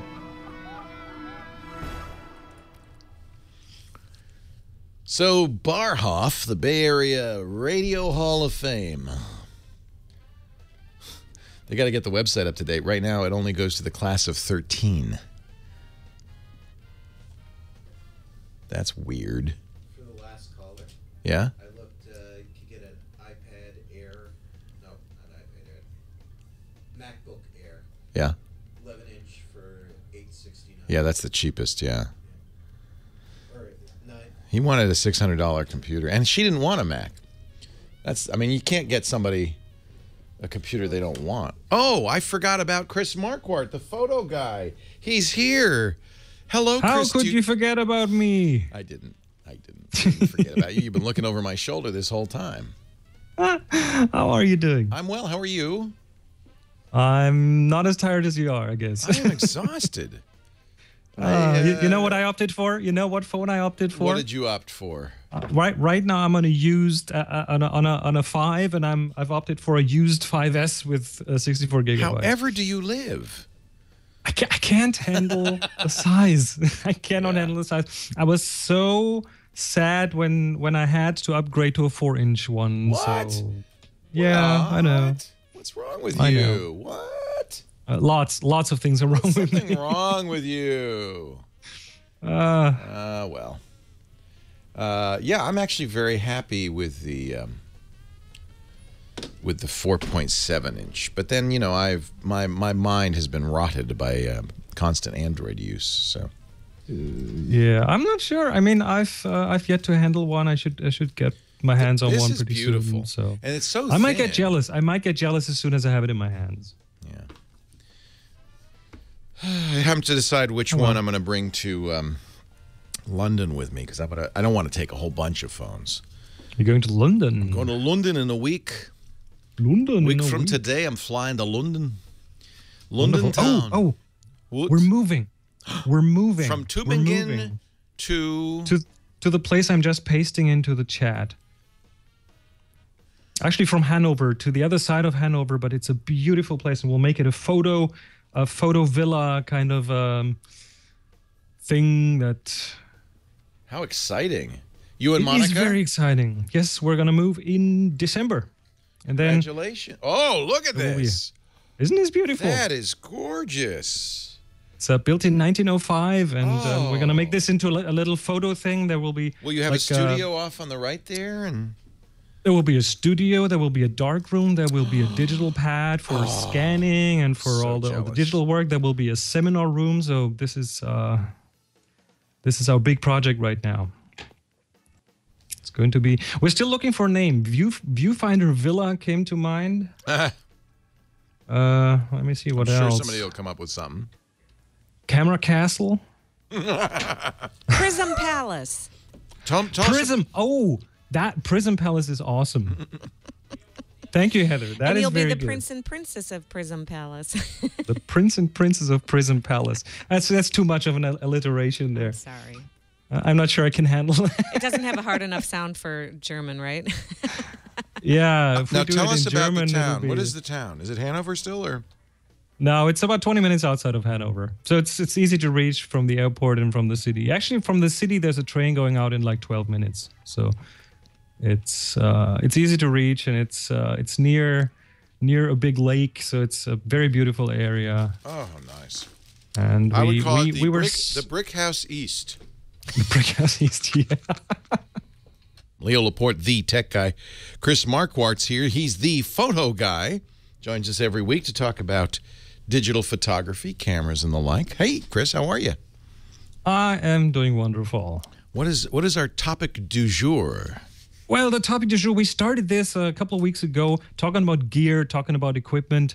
And this time I want to talk a bit more about some of the gear that you could use to protect your camera. Because that's a question that I get a lot. So I thought we'll talk a bit. And I mean, we have to distinguish between storage of your camera, like when you're at home, and protection on the road. And obviously the function of that is to protect the camera from dings or from theft, and their entire strap and back systems that kind of have integrated steel meshes and things to protect from theft. That's not really the thing I want to talk about, just mentioning it here. I want to talk about when you're on the road. And there are several different ways that people tend to want to protect their cameras. One is what we call the ready bag. Yeah. You have a ready bag for your camera. What is a ready bag? Well, there are lots of different types, and typically they're minimal in size. The camera just fits in there, which is in itself a bit of a problem because eventually it'll be too small for your camera because you tend to add things to your camera or get a bigger lens, for example, and then doesn't really fit anymore. So if you get one, make sure to plan a bit for the future there. I think I have like 5, 6, 7 different camera bags around because I made the mistake too often to buy them too small. The one word of caution is, and you know me, I've always have to have access to my camera right away. They kind of tend to stand between you and your photos sometimes. You know, they are, sometimes I hear them referred to as the never quite ready bag because you're starting to fiddle and open the strap and thing. I have a bag I really like. I'm trying to remember who makes it. It's like a sling bag. It's like a diagonal thing that it's like a bicycle messenger bag, but then it's designed in such a way that if you slide it around, your camera's right in the top there, and you can just pull it right out and use it, and then you can sling it back. So it's a little bigger than a ready bag. It's still not a full-size camera bag. You know, it doesn't hold all your lenses. You have to pick a couple of lenses in a body. But it's a really nice way, and it really gets out of the way. Well, if it's out of the way, if it's in your bag, but then it takes time to sling it forward. Oh, no, I'm fast. Just have just keep that in mind. If you have a situation that's gonna be that you think might be interesting from a photography point of view, get the camera out before it actually happens. It's a low pro, I think. It's a low pro sling something. Yeah. Yep. Next thing to protect your camera is a lens cap, obviously. Now I lose mine all the time because, I put it in a pocket and then I forget to put it back on, and then I end up with my camera, the lenses in the camera bag, not having the lens caps on there anymore. But I kind of still protect the lenses by having a lens hood on, so that's a bit of a help. Now there are little gadgets that help you not to lose lens caps, and one of them is you've seen those before, like little strings that have an adhesive on both sides, and one side goes on the lens cap, the other goes on the camera, and then you have the lens cap kind of dangle off the lens. I don't really like that because it kind of is a bit of a distraction. There are other little gadgets that are clips that you put on a camera strap, and then you just clip the lens cap in there. So if you have a lens cap, if you tend to lose them, that's the kind of thing I would typically do. I'm always feel like I'm going to lose my lens cap. On point and shoot cameras, they usually do have a little string, but it's the pros don't want that. I don't know why. Or it looks very tourist. It's that's the thing.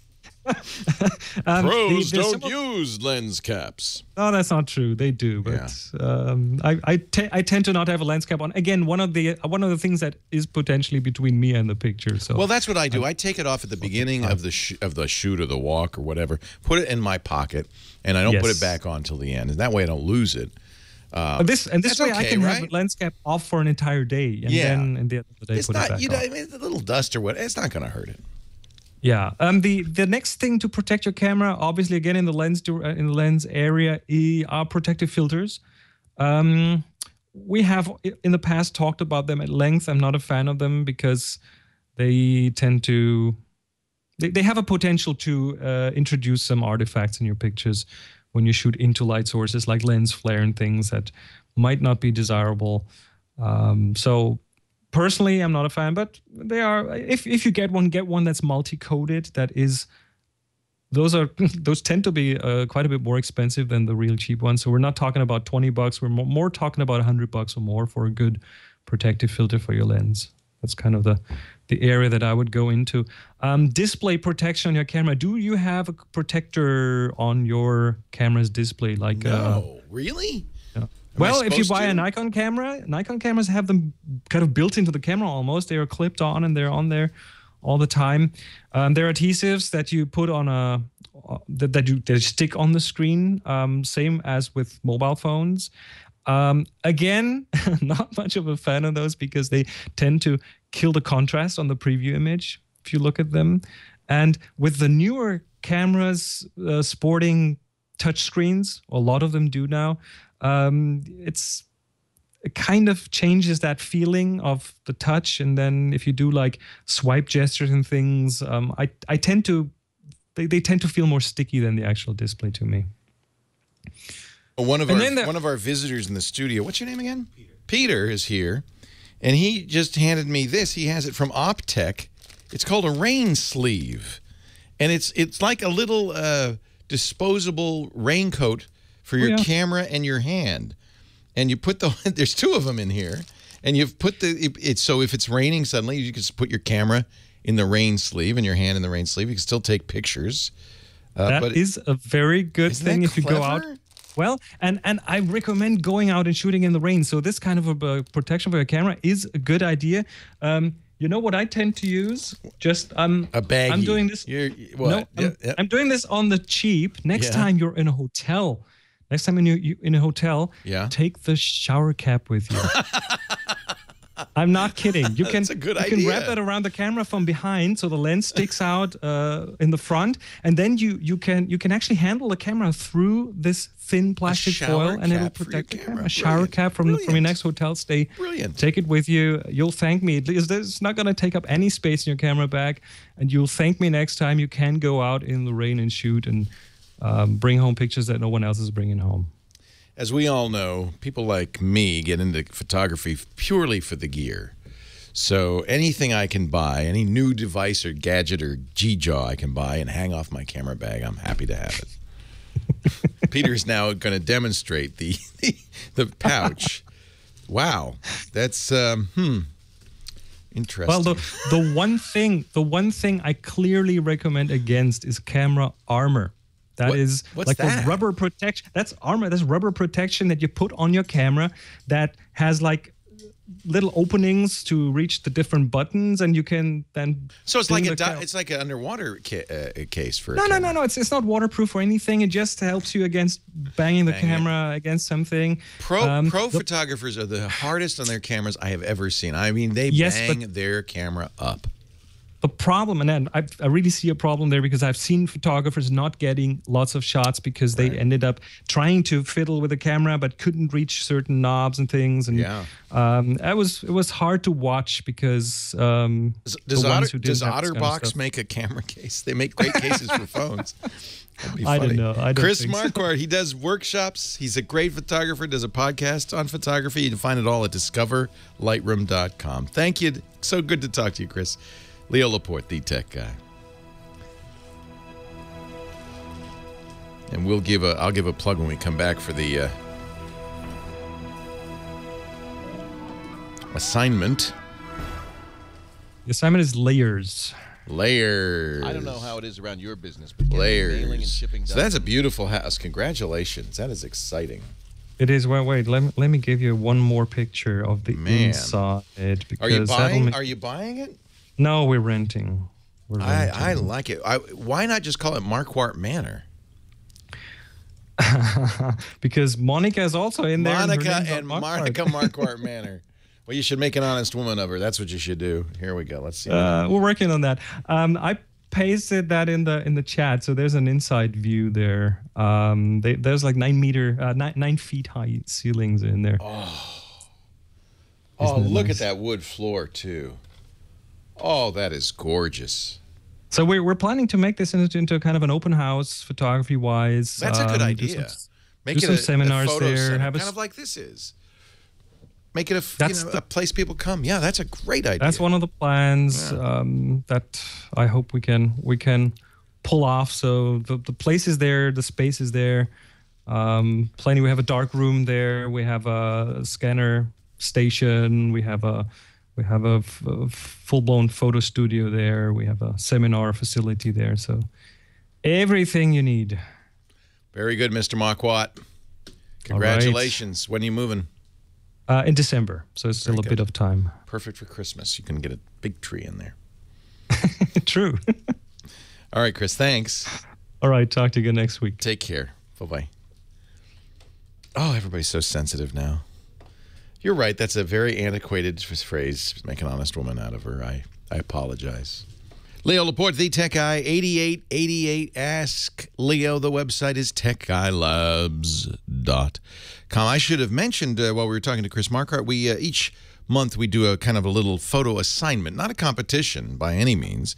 An assignment, it just means it's an opportunity and a challenge for you to go out and take some pictures. And you don't have to have a fancy camera. You can use your smartphone or whatever. But what we ask is, and we're in the middle of an assignment right now, you take a picture illustrating the word, the concept, the idea, whatever it means to you when I say layers. What does that mean to you? Well, take a picture, layers, and then what you're going to do is you're going to upload it to our Tech Guy group on Flickr. Tag it with the word layers, too, so we know. Renee Silverman, our moderator, will, if you're not already a member, welcome you to the group. And in fact, if you go to the, if you're not a member of Flickr, you should be. It's free. It's a Yahoo site. It'll give you a terabyte of storage. You can upload your photos. FLICKR.com. Join Flickr if you're not already a member, and then join the Tech Guy group, also free. Renee will welcome you. The rules and everything for it's not a contest, so there really aren't rules. The assignment is all there. And just what does layers say to you? What could that be? Evan, Long Island, New York. Leo Laporte, the tech guy. Hi, Evan. Yes, hi, Leo. I've been listening to you for about 15 years. Yikes! That's great. Thank you. I am grateful. That's about as long as I've been doing it. I listen to a lot of audiobooks. Yeah, me too. And I use iTunes for it. Yeah. and the experience is driving me crazy. Why is that? Because I buy a book, and some books hold your place when you close the app, some don't, and it's driving me nuts. So you can make them all do that. Yeah, I'll explain how you do that. So, of course, when you're listening to a song, you usually don't want to begin the song in the middle. If you listen to half the song, you want to start over when you listen to a song. So that's the normal default behavior of iTunes and most music players. You pick a song, even if you've been listening to it, you start over. But that's because a song's 3.5 minutes. A book could be 30 hours. You certainly don't want to start over at the beginning every time you start playing the book. And that's true of podcasts, too. And so iTunes gives you a way in the metadata of the book to indicate that that is a special kind of book a special kind of audio thing that you want to listen to differently. And the way you do that is by selecting the genre audiobook in the info. So when you buy an audiobook and you download it, or buy anything like that that's long that you don't always want to begin in the middle of, you need to indicate to iTunes, hey, this isn't a song. It's an audiobook. Now, I shouldn't say genre because it's not specifically the genre. There is a genre, rock and roll classics, and there's an audiobook genre. But in fact, what you're going to go is into the options tab on iTunes, and where it says media kind, you're going to select audiobook. Podcasts, similarly, will do the same thing. That's to signal to iTunes, hey, when you play this one back, please don't rewind. Be kind, don't rewind. That's simple. I usually buy my audiobooks from audible.com, and they're already, indicated that way, so I don't ever have to worry about this. But anytime you download something really long that you don't want to begin again at the beginning, you can just do that in the settings. Just click the item in iTunes, Get Info, and go to the Options tab and select the Media Kind audiobook. Ed in Charlotte, North Carolina. Leo Laporte. Oh, hello, Ed. Leo Laporte. Whoa, let me tell you, Ed is noisy. So could you fix that somehow there, Heather? And we'll get to Ed in a second. He wants to know well, this is a big question right now. Should he buy a phone subsidized or unsubsidized? The pros and cons. Is Ed ready now, you think? Let's see what's going on with the... I'll try him again. Hello. Hey, good to talk to you, Ed. Thanks for joining us. Thank you. What can I do for you? Well, my question is about the new iPhone. I have an opportunity to go ahead and upgrade to the new iPhone 6 or 6 Plus, but again, my contract hasn't ended yet. Being an 8, since I'm with AT&T, I can go and purchase a new iPhone unsubsidized. Right. I don't know, what are the benefits, if there is any, to purchase an unsubsidized phone? Well, understand that the phone companies realize these phones are ridiculous. A top-of-the-line iPhone 6 Plus is $949. That's a lot of money. The cheapest iPhone, I think, is $600 or $700. So they're very expensive. So, and this, by the way, is unique to the U.S. and Canada and many other places of the world. They don't do subsidized. The way they do it is they say, well, we'll let you buy this phone for starting at $200, but you have to agree to 2 years of service with us. And if you decide not to, we're going to charge you an early termination fee. You know all this. The thing about it is, subsidized, yes, but really you're paying for it. They're building that into the cost of your service, of course. Not explicitly. They don't raise the cost, but they know they're making the money back. So most people do this. The problem is you can only do it every couple of years in most cases. So if you want to get a new phone, you're kind of out of luck. All the carriers now have special plans for people like me who want to buy a new phone every year or even more often. But you'll pay. It costs you more to do that than just paying outright. So if you pay outright, you're subsidizing it yourself. It's the same phone. You're not going to extend your service.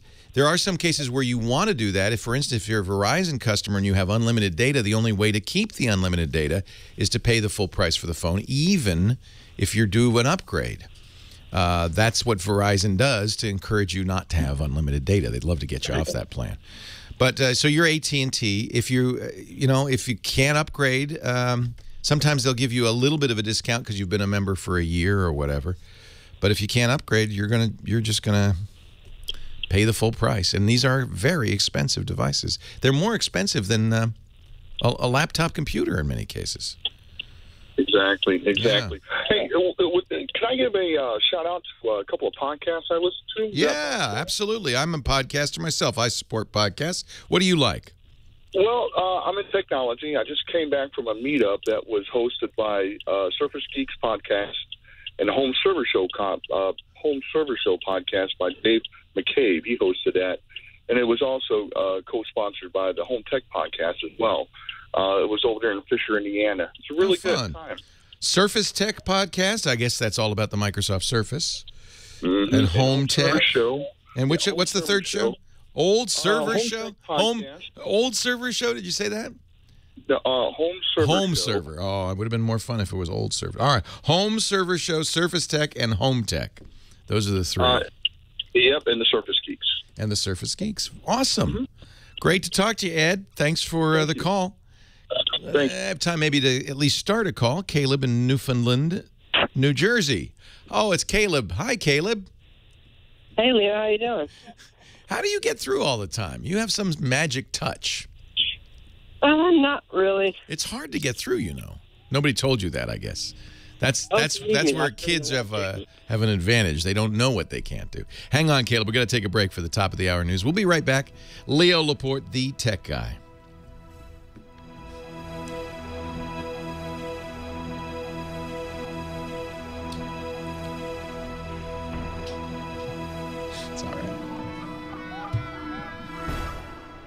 I just remembered him. Yeah, it's all come back to you. 2 weeks ago for me. And then we had him last week, too. Oh, God. Oh, God. I don't mind. I like talking to him. The issue is that people listening go, well, how come it's so hard for me to get in and this little brat gets in every time? That's what I've said to people. I'm like, look, I can't put you on it. It's just, but and I don't know how. You go ahead. That's yours. Take it. Is it plugged in? Just unplug it. I guess it's the luck of the draw. I don't know. Sometimes some people can have no trouble getting in, and other people can just impossible to get in. So, if you get an unlocked Moto X 2nd Gen, you'll have to get a nano SIM from AT&T. Yeah, you just go in the store and you say, I need a nano SIM. I've got a micro. You can cut it, you know. I'm not sure I'd recommend this, but that's what I do. Problem is, okay, so here's the deal. Where's my SIM cutter? They look like hole punches.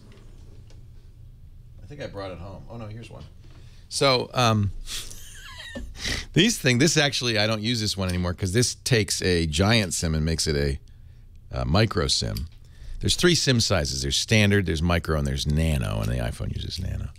So this, you put the SIM in, and it punches it. Now, the key on this is, the only part of the SIM that's important is the circuitry, you know, the copper part. There's a lot of cardboard around that. And even with a nano SIM, you still preserve, you don't want to cut the metal, you just cut off the cardboard. And it turns out the nano SIM is the size just of the metal, just of the circuits. So you can do this. These things work pretty well. And then the key also is to keep the outside part so you can reassemble it if you want to make it back into a bigger SIM. Or you go to an AT&T store and you say, hey, give me a nano SIM. I was upset because that's exactly the problem I had with the OnePlus One. It used a micro SIM. It's like, oh, all I have is nano SIMs. No, Apple was the one who forced nano SIMs, and nobody wanted these. I'll show you a nano SIM. I show you nano SIM. It's gotten so bad now that I actually carry a SIM ejector on my keychain. I'm swapping SIMs so much.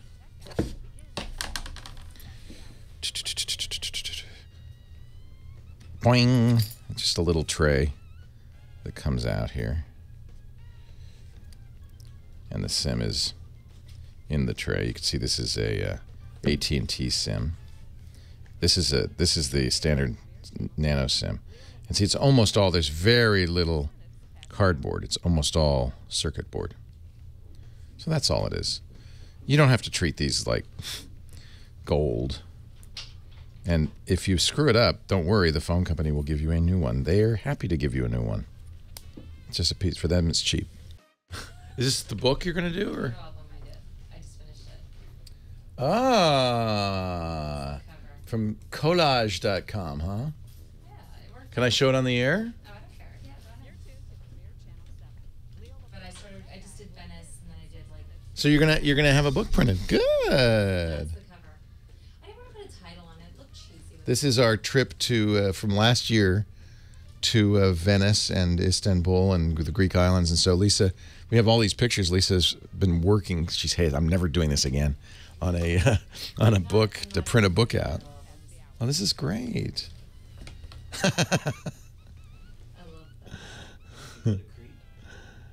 We did. So you could sort of work something in Minotaur to Is this going to be just Venice, or is there more? No, it starts with Venice and it goes through. That's awesome. How many pages? It's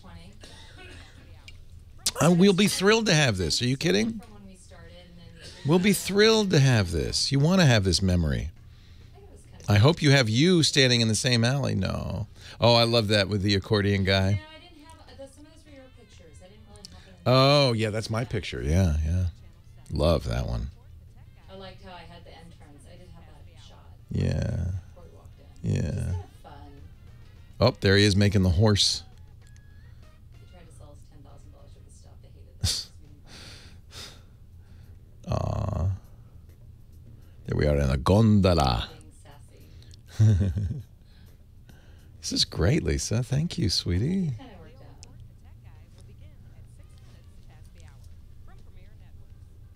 Oops. I guess I halted the playback. Oh, no. Let's skip that crotch shot. I guess I can't. That's all right.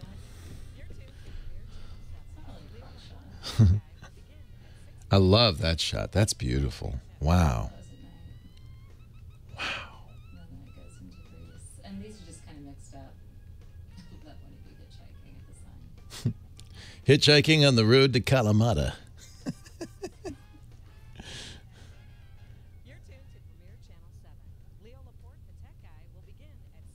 This was a fun trip. It's a year ago. This is fine. See, this is what you want. It's just blips from the trip to remind you of the trip, you know? That's exactly what. There's Ia. Santorini. There's Athens. Love that. We're in the Acropolis. This is fun.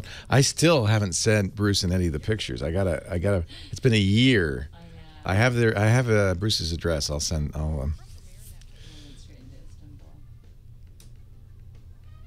just kind of try to pick along the timeline. This is Istanbul. Beautiful city. God, Istanbul's amazing. I know. Well, Lisa is young. She's 45. She's a kid. She looks young. That's why she likes me. You look young standing next to me.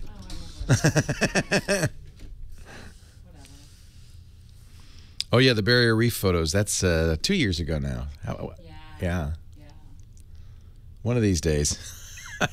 They're all on my hard drive. That's the thing. I have to get your pictures at some I point. know. I'm pretty good about that. Well, some of these are mine. That's mine. No, it's not. It's not? No, that's mine. We both took that one. Mine. These are Almost all yours? Great stuff. I can't wait to see the book. That'll be awesome. Can't wait to see that. Who'd you use? Collage.com? Well, I got the deal on Living Social. Ah. So Great. Well, hey, how are you today? Leo Laporte here, the tech guy. Time to talk about computers and the internet and home theater, digital photography. Oh, yes, iPhones, sure, smartphones. 8888 Ask Leo, that's the phone number. 888-827-5536. Toll free from anywhere in the U.S. and Canada. You give me a ring, we'll talk high tech. That's what Caleb did from beautiful Newfoundland, New Jersey. Hi, Caleb. Hey, Leo, how are you? What's up? Nothing much. I guess a lucky call. Yeah, I don't know how you get through all the time, but I'm glad you do. What can I do for you? Instead of it's related to photography, but it's actually about editing and hardware. Okay. Here we go. I'm thinking, because, like, you ever had, like, a moment where, like, you log into your computer or something like this seems like something's different, but, like, you don't know what it is? What's your question, Caleb? I'm thinking about getting, or, like, trying to save enough money to get my own, like MacBook Air or Pro for editing. Walter in Huntington, West Virginia. Leo Laporte, the tech guy. Hi, Walter. Hi, Leo. Since iOS 8 came up, I can no longer use assistive touch, and what I want. What I want to really? Do is, you can't? The problem with it is that if you have two fingers on the screen at the same time, it will not respond most of the time. That's too bad. I mean, one of the things the iPhone did so well is accessibility. Yes. Well, I want to move a picture to the top of the screen. Yeah. And hold it there and take a screenshot. Well, accessibility worked just fine. And trying to press the two buttons at the same time and take a screenshot while holding the picture to the top, that's difficult. So, do you have any suggestions, any editor that might allow me to do that? Or any other suggestions? Do you think they disabled that, or somehow something's changed? Well, they definitely changed it because I spoke to their senior advisor yesterday, and she tried it on iOS 7. And she said, it works here, and it doesn't work there. They changed it. Right, exactly, right. So it makes me really angry because I do a lot of moving to the top and taking screenshots. So describe the process again. You want to... Okay, well, I have a photo in the middle of the screen. Okay. And it's got a black space above it. And you don't want that? I don't want that. And I can't use cropping because that enlarges the picture and makes it less clear and doesn't bring it to the top of the screen anyway. And you're going to do a screenshot and then email it, or...? No, just keep it. So you're just trying to trim off this stuff in the phone? Right, yeah. And on the iPad, actually, yeah. And I can't do it now with assistive touch.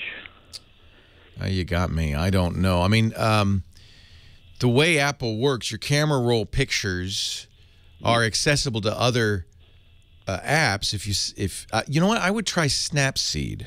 Snapseed, okay. Free. It's a Google product. They bought a company called Nix Software. It's a really good photo editor. It does have cropping. I can't promise this will work. This may be a system-wide problem, or it may be specific to the iPhone camera app or gallery app, and by using Snapseed, you can get around it. Snapseed is a great photo editor. It does a good job cropping, but a lot of other stuff. Well, thank you. All right. Hey, thanks for the call. I appreciate it. Catherine, Alta Loma, California. Hi, Catherine. Leo Laporte, the tech hello, guy. Leo. Thanks for talking to me. Well, it's always good I've to talk listened to to you for years. Oh, well, thank you so much. I'm 80 years old, and I've had Verizon Telephone Company since 1977, and recently I allowed myself to be lured to Southern California Telephone and Energy Company to save money on my phone bill.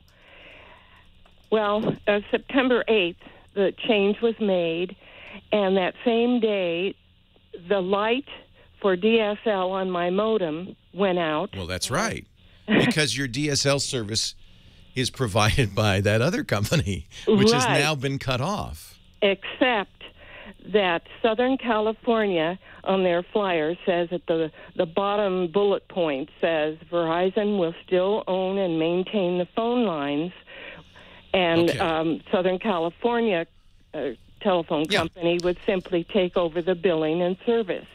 Yeah. So I talked to... Well, wait a minute. Stop right there. That's everything you need to know. The copper is owned by Verizon. That's because they put it in. There's nothing they can do about it. Right. When you switched service, you turned off all your Verizon services. You're still using their hardware, but not their services. Yeah. You're using Southern California Telephone and Energy. Yeah. That means you no longer have DSL from Verizon. You switched it off. Right. If you want DSL, I don't know if Southern California Telephone and Energy offers DSL. They do, but then you'll have to contract with them. Allow me to use Earthlink. I would have to discontinue that and use Southern California's DSL. That's right. They don't allow me, for instance, to get DSL Extreme. That's right. So that's what you agreed to do. Well, I didn't know that. I know, because they don't tell you that, because they don't want you to know that. So I guess I'll just go back to Verizon then. That's what I would do. Oh, okay. I think that's a very highfalutin name, Southern California Telephone and Energy. It makes it feel like it's maybe a public utility. It's not. Yes, and they've been there. They're in Temecula, I guess. Yeah, but they say at the bottom of their brochure that Verizon still owns and maintains the as phone line. always, because the company that put the line in owns it. Mm-hmm. But that doesn't mean you get any services from Verizon. Except they maintain the line. Well, that means if the telephone pole falls down, they're responsible for putting it back Yes. up. But you've discontinued your Verizon services. Yes. That includes DSL. Yeah. Mm-hmm. So that's what happened.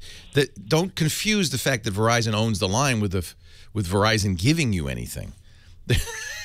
What would be a good example? It's as if the city of Temecula owns the pipes for your water system, but the water comes from the Howard Hughes Energy and Water Company, and they're responsible for the water, not the city. The city just owns the pipes. Verizon just owns the telephone lines, the pole out front, the box on the side of your house. And that's all they do. That's all they don't have to worry anymore about your phone service or your internet service. That comes from the highfalutin sound in Southern California Telephone and Energy. It's, by the way, the Wolf of Wall Street, right? What did he name his company? His company was selling junk stocks, right? It was, essentially a ripoff. But of course, he didn't name the company the Junk Stock Fund. He gave it some highfalutin name.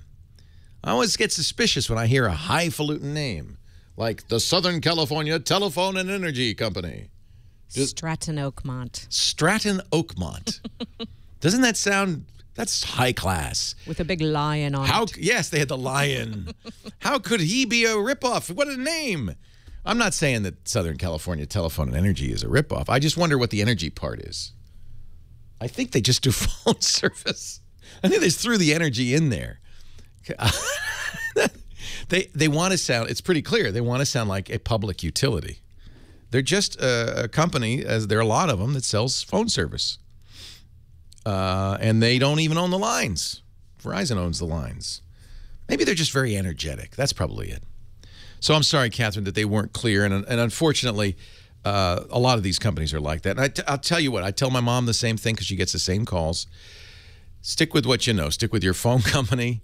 Maybe it's a little more expensive. There's a reason. And you want to have the company that owns the line. It's nice to have the company that owns the physical line also providing you with a phone service. Those seem like those should go together. I'd love to know more about SCT&E. I don't know anything about them. Oh, wait a minute. They do energy. They have liquid natural gas as well. So they are an energy company. I take it back. I'm sorry that happened to you, Catherine, but the good news is you can switch back to Verizon. In fact, I would. Leo Laporte, the tech guy. More of your calls coming up. Yeah, they do. They do all that stuff. Home, phone, Wi-Fi, VoIP. I bet you that's a VoIP service, I would guess. Energy. I don't know how it is around your business, but getting mailing and shipping done can... It sounded like she wanted to do DSL Extreme. Yeah, which she could do with Verizon. But what's it's a little confusing. So Verizon is required to allow companies like this to do this by the FCC, and that's why DSL Extreme can go to Verizon. She already has somebody in the DSL Extreme spot. That's SCT&E. So SCT&E has no requirement to work with DSL Extreme. Verizon does because they own the lines. So she has to go back to Verizon, then she can get DSL Extreme. She chose instead SCT&E. And you know what? They may be fun. I don't know anything about them, but it seems like a lot of clip art on their page.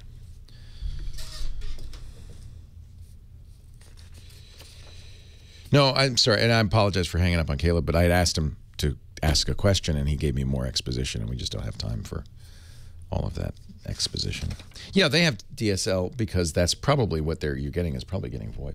Wholly owned subsidiary of a 20-year-old company and public utility with Federal Energy Regulatory Commission authority, with experts in the disciplines necessary to develop and create a modular, scalable LNG plant and export terminal. I don't know what their business is. There are many people on hold. If you're on hold, hang on.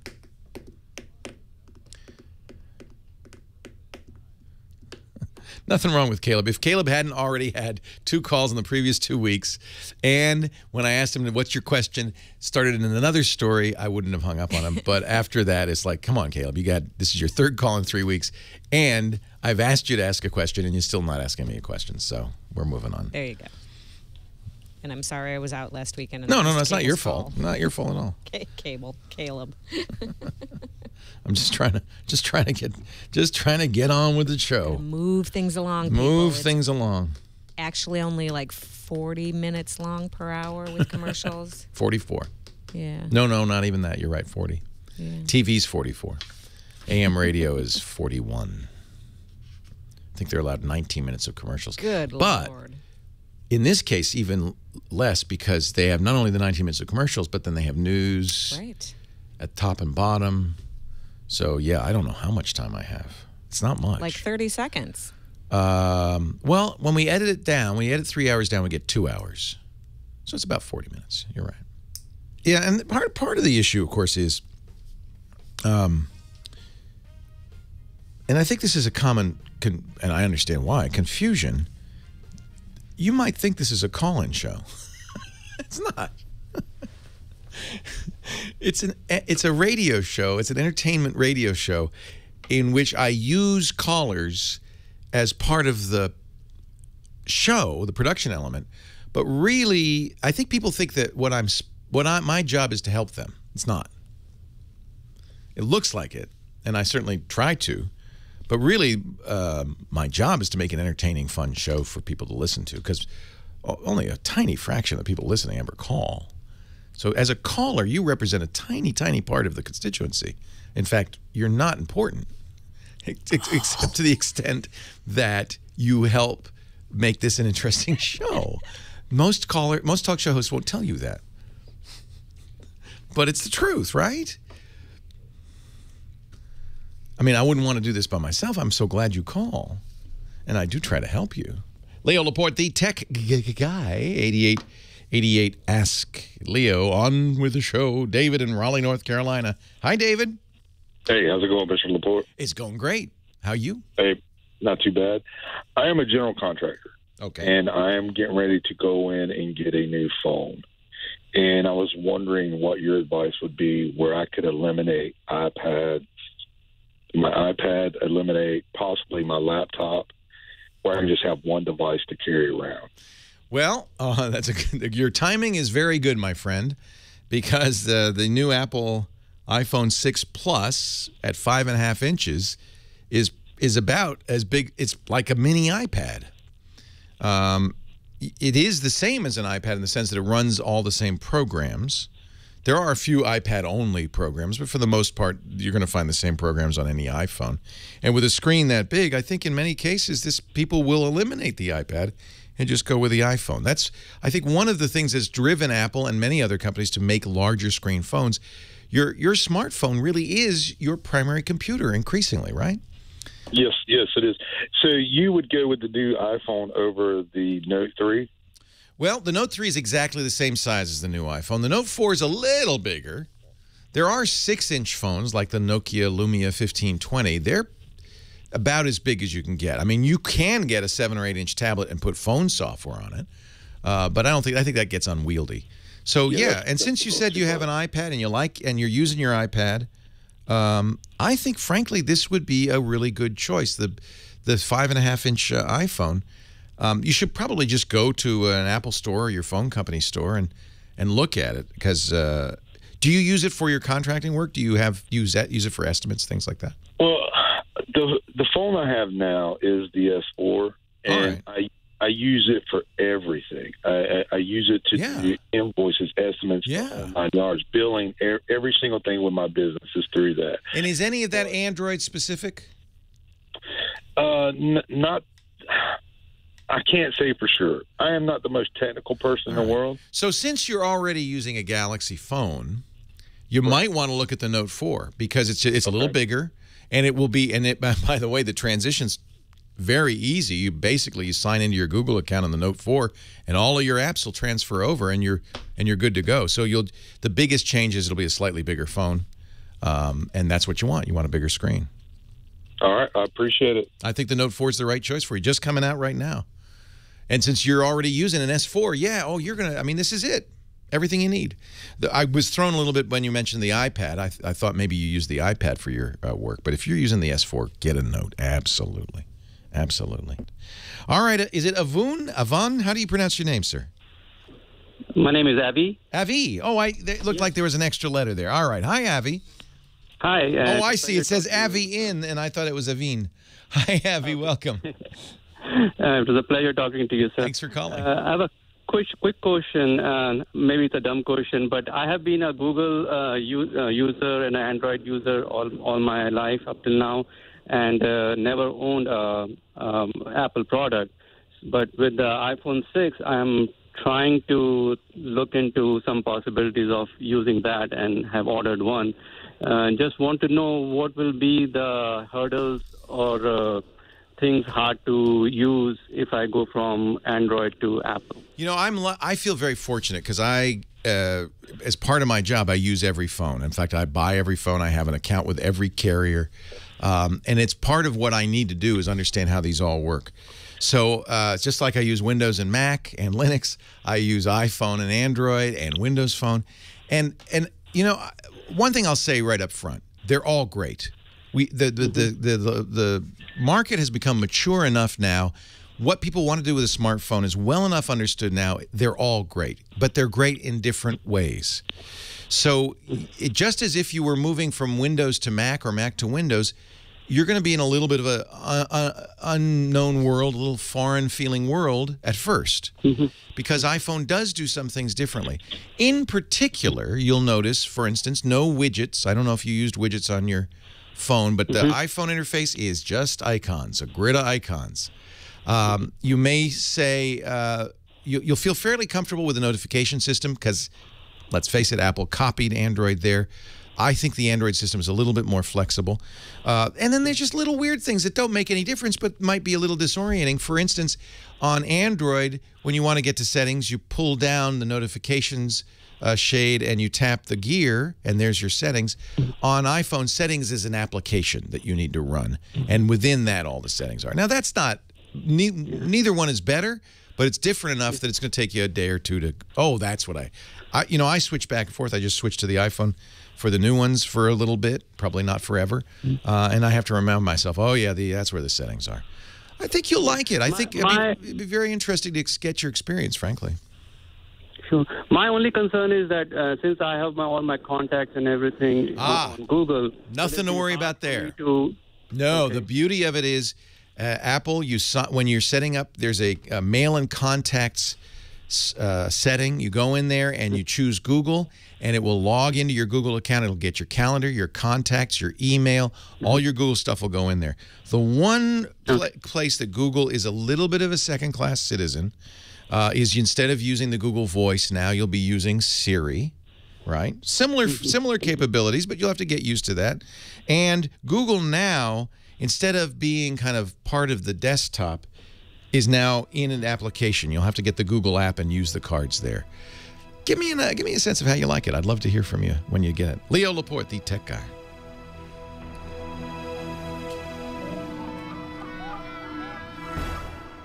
So the Google Now cards, it's a little weird because I don't know why, but they show up stacked up like this. I think if you're really tied to Google services, an Android phone's probably a better idea. Be my gut, but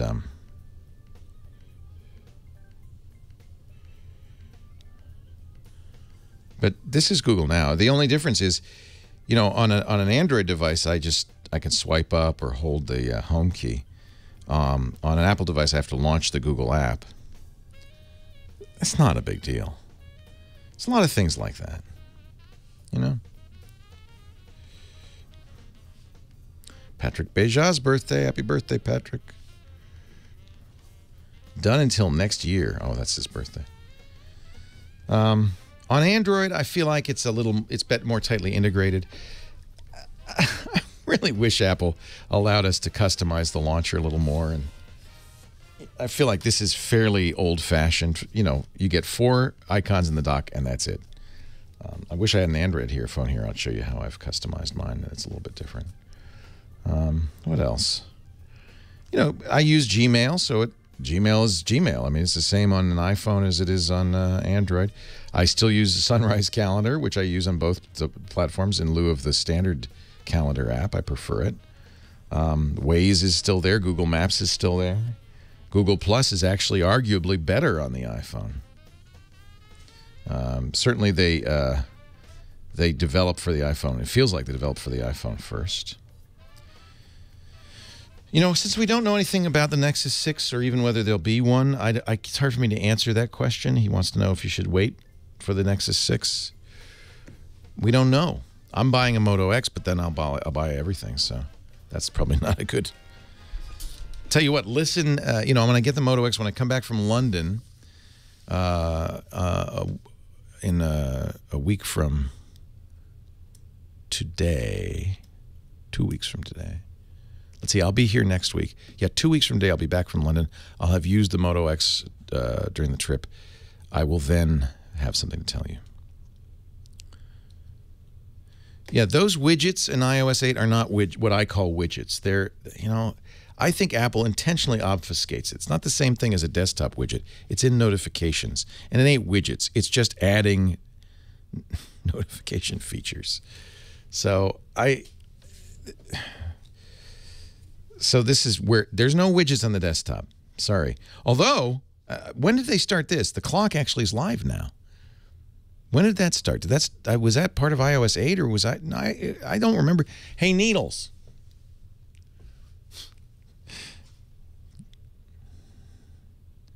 Hey, Needles. When did the clock start being a real clock? That's new. In fact, was it iOS 7? Because that used to bug the crap out of me, is that the clock was always 10 after 10.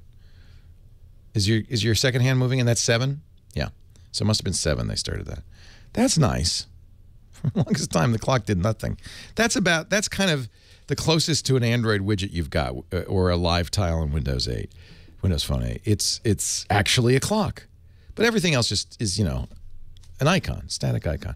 This is where they, quote, widgets go. And really, it's just that you can control which things show up in your today's summary. It's not widgets. And then I guess in notifications, some of these are live. I don't want to show any phone numbers, but some of these are live. So you can do things like, ooh, swipe. That is not Android-style widgets. That's something else. Paul, Long Beach, California, you're next. Leo Laporte, the tech guy. Hi, Leo.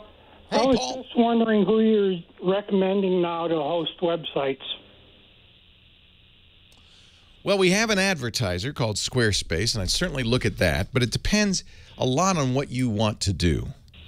So tell me a little bit about what you want to do. I mean, there's all kinds of web hosting services. It's basically going to be very simplistic.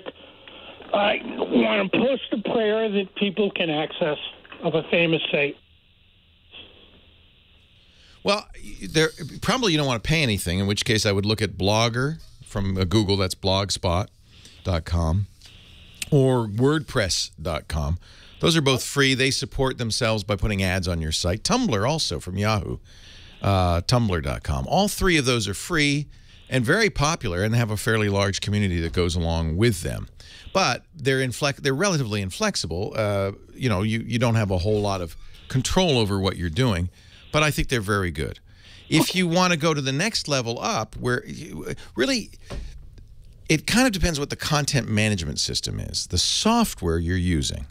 If you want to customize, you know, really highly customize it, control the site a little bit more, maybe if you want to do some e-commerce, perhaps tie in social media, stuff like that, Squarespace is a great choice. That's the next step up, and it's not free, it's paid. There, of course, you can go much, much richer and deeper. We use, for instance, for the Tech Guy Lab site, a content management system, open source content management system called Drupal. And that needs to be on a host that can support Drupal, and it goes on and on and on. But for just a simple free website, it sounds like that's all you need. Blogger, WordPress.com, and Tumblr. Just pick one. Any of them, they're all great. Leo Laporte, the Tech Guy. Mike in Orange County. What can I do for you, Mike? Hi, Leo.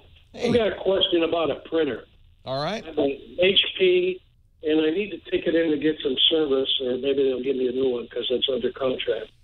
But I understand that it has a memory, and if I take it in, is that memory, can somebody hack into it? Because there's social security numbers and that kind of stuff on there. Boy, paranoia runs deep into your heart. It will creep. Yeah, we learned from some hackers a couple of years ago that many, not all, but many printers have memory. And if you think about how a printer works, that makes sense, because what generally happens is you don't want to sit there and wait. Remember in the early days of printers, you'd send a job to the printer and you'd just sit there and wait. And then you could use the computer after the printer was done.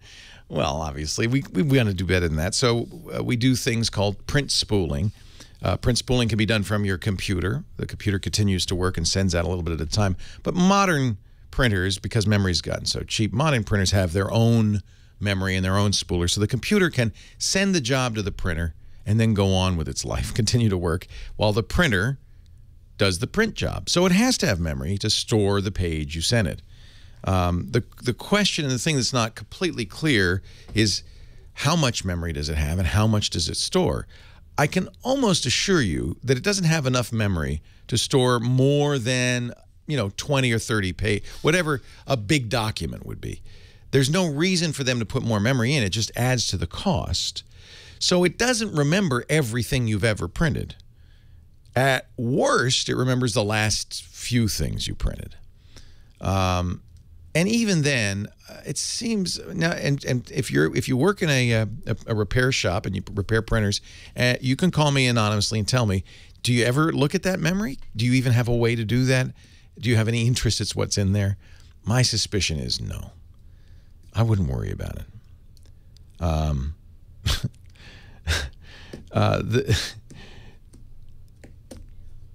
It's all theoretical. In most cases, I wouldn't think this memory would be non-volatile. It turns out it is in some cases. That means even if you unplug the printer, it will remember some of the last few things you printed. I just don't think this is something you should worry about. Just bring it in and get it fixed. Mark in Anaheim, California. It's amazing how paranoid we all are these days. Hi, Mark. Leo Laporte, the Tech Guy. Hi, Leo. Thank you for taking my call. I had a couple of real quick questions for you. My Vista machine basically died on me, and I had to go to Windows 8.1. And I understand that there's a little program for a couple of dollars, and it's called Start is Back. There's actually quite a few of these. People who went to Windows 8 and then later 8.1 were a little shocked, in some cases perturbed, to learn that the start menu was gone. Instead, we have a start screen, those tiles. But enough people hate it that there's quite a few. There are quite a few programs that can bring it back. There's Classic Shell. The ones I recommend come from a company called StarDoc at stardoc.com. It's $5. It's not free. Classic Menu is free. Classic Shell is free. But StarDoc's what is it called? Start X, I think is what it's called. It's $5. I think it works really, really well. It's, I'm sorry, it's Start 8, isn't it? Start 8. It works really, really well. So you can get it from StarDoc. I think the free programs work as well. Classic Shell is free. I don't know the one you mentioned, but yeah. There's a lot of these, right? Okay, but so they're legitimate, and they will take you back to basically kind of emulate Windows 7. Yeah, some better than others. And the reason I'm willing to pay the $5 for StarDoc's solutions is because they are a commercial company. They do make money on it. I feel they do somewhat of a better job than the freebies. Okay, that's That's question number one. Question number two. I heard on the news, unless I was like having a nightmare, that Facebook they have a mobile download Facebook. A mobile app. Download. Yeah. And I heard that in the terms and conditions, buried in there somewhere, that they're able to basically have access to your complete smartphone. They can turn it on, they can turn it off, they can... Yeah, let me explain a little bit about that. It isn't a nightmare, it's true. It's not something to worry about. So both Apple and Android require that developers request permission to do things on your smartphone. This is a smart thing to do. Apple doesn't publish that, they just look at it. But in the software, they're required to request things like access to your phone dialer or your text messaging, things like that. In Android, when you install an app, you'll see this actual list of the permissions that they require. And sometimes this scares people. For instance, when you install Facebook Messenger, it asks for permission to read and write text messages, make phone calls, lots of stuff. And I think people look at that and they go, oh my goodness. But that's because they don't understand why Messenger is asking for that information. In fact, you can use Messenger to make a phone call. So it has to ask that permission or it wouldn't have that functionality in the application. Does it mean that Messenger is going to make phone calls on its own? Well, it could, but it's not. Does it mean Messenger is going to send and read your text messages on its own? It could. It does have permission to do that, but it's not going to. Understand, when you install an application on your computer, we don't have these facilities. That application can do anything it wants without telling you, without asking for permission. It always has been. This is something new, and it's scaring the pants off people because it's explicit, but it's always been implicit on every program you've ever run. So don't worry, it's fine. And shame on the news organizations that use this to generate clicks because they're just scaring people unnecessarily. Leo Laporte, the tech guy. Well, no, I'm not frustrated with the callers by any means. The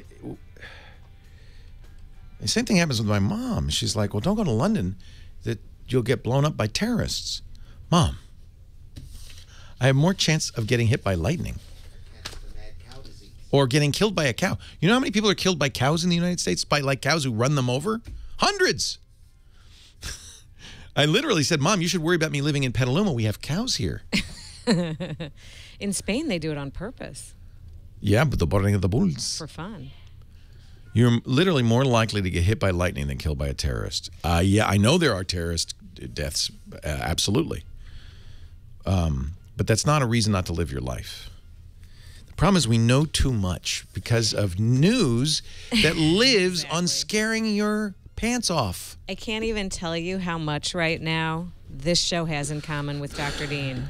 Yeah. Because it was all the news and the fear. Yeah, and oh my God, I'm going to get warts on my mole and then I'm going to die. And the call that we could never stop getting was, is my phone giving me brain cancer? No matter how many studies came out. Somebody just sent me a text saying, you shouldn't let people use tablets. They're going to die.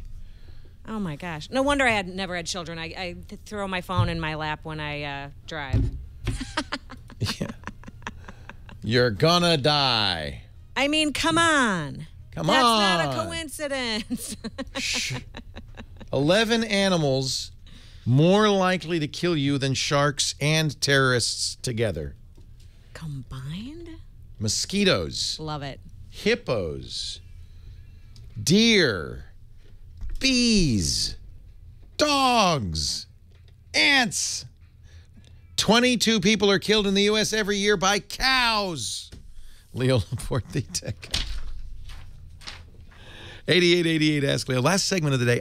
I want to say something about, because, you know, we seem to be all of a sudden very scared about an awful lot of stuff.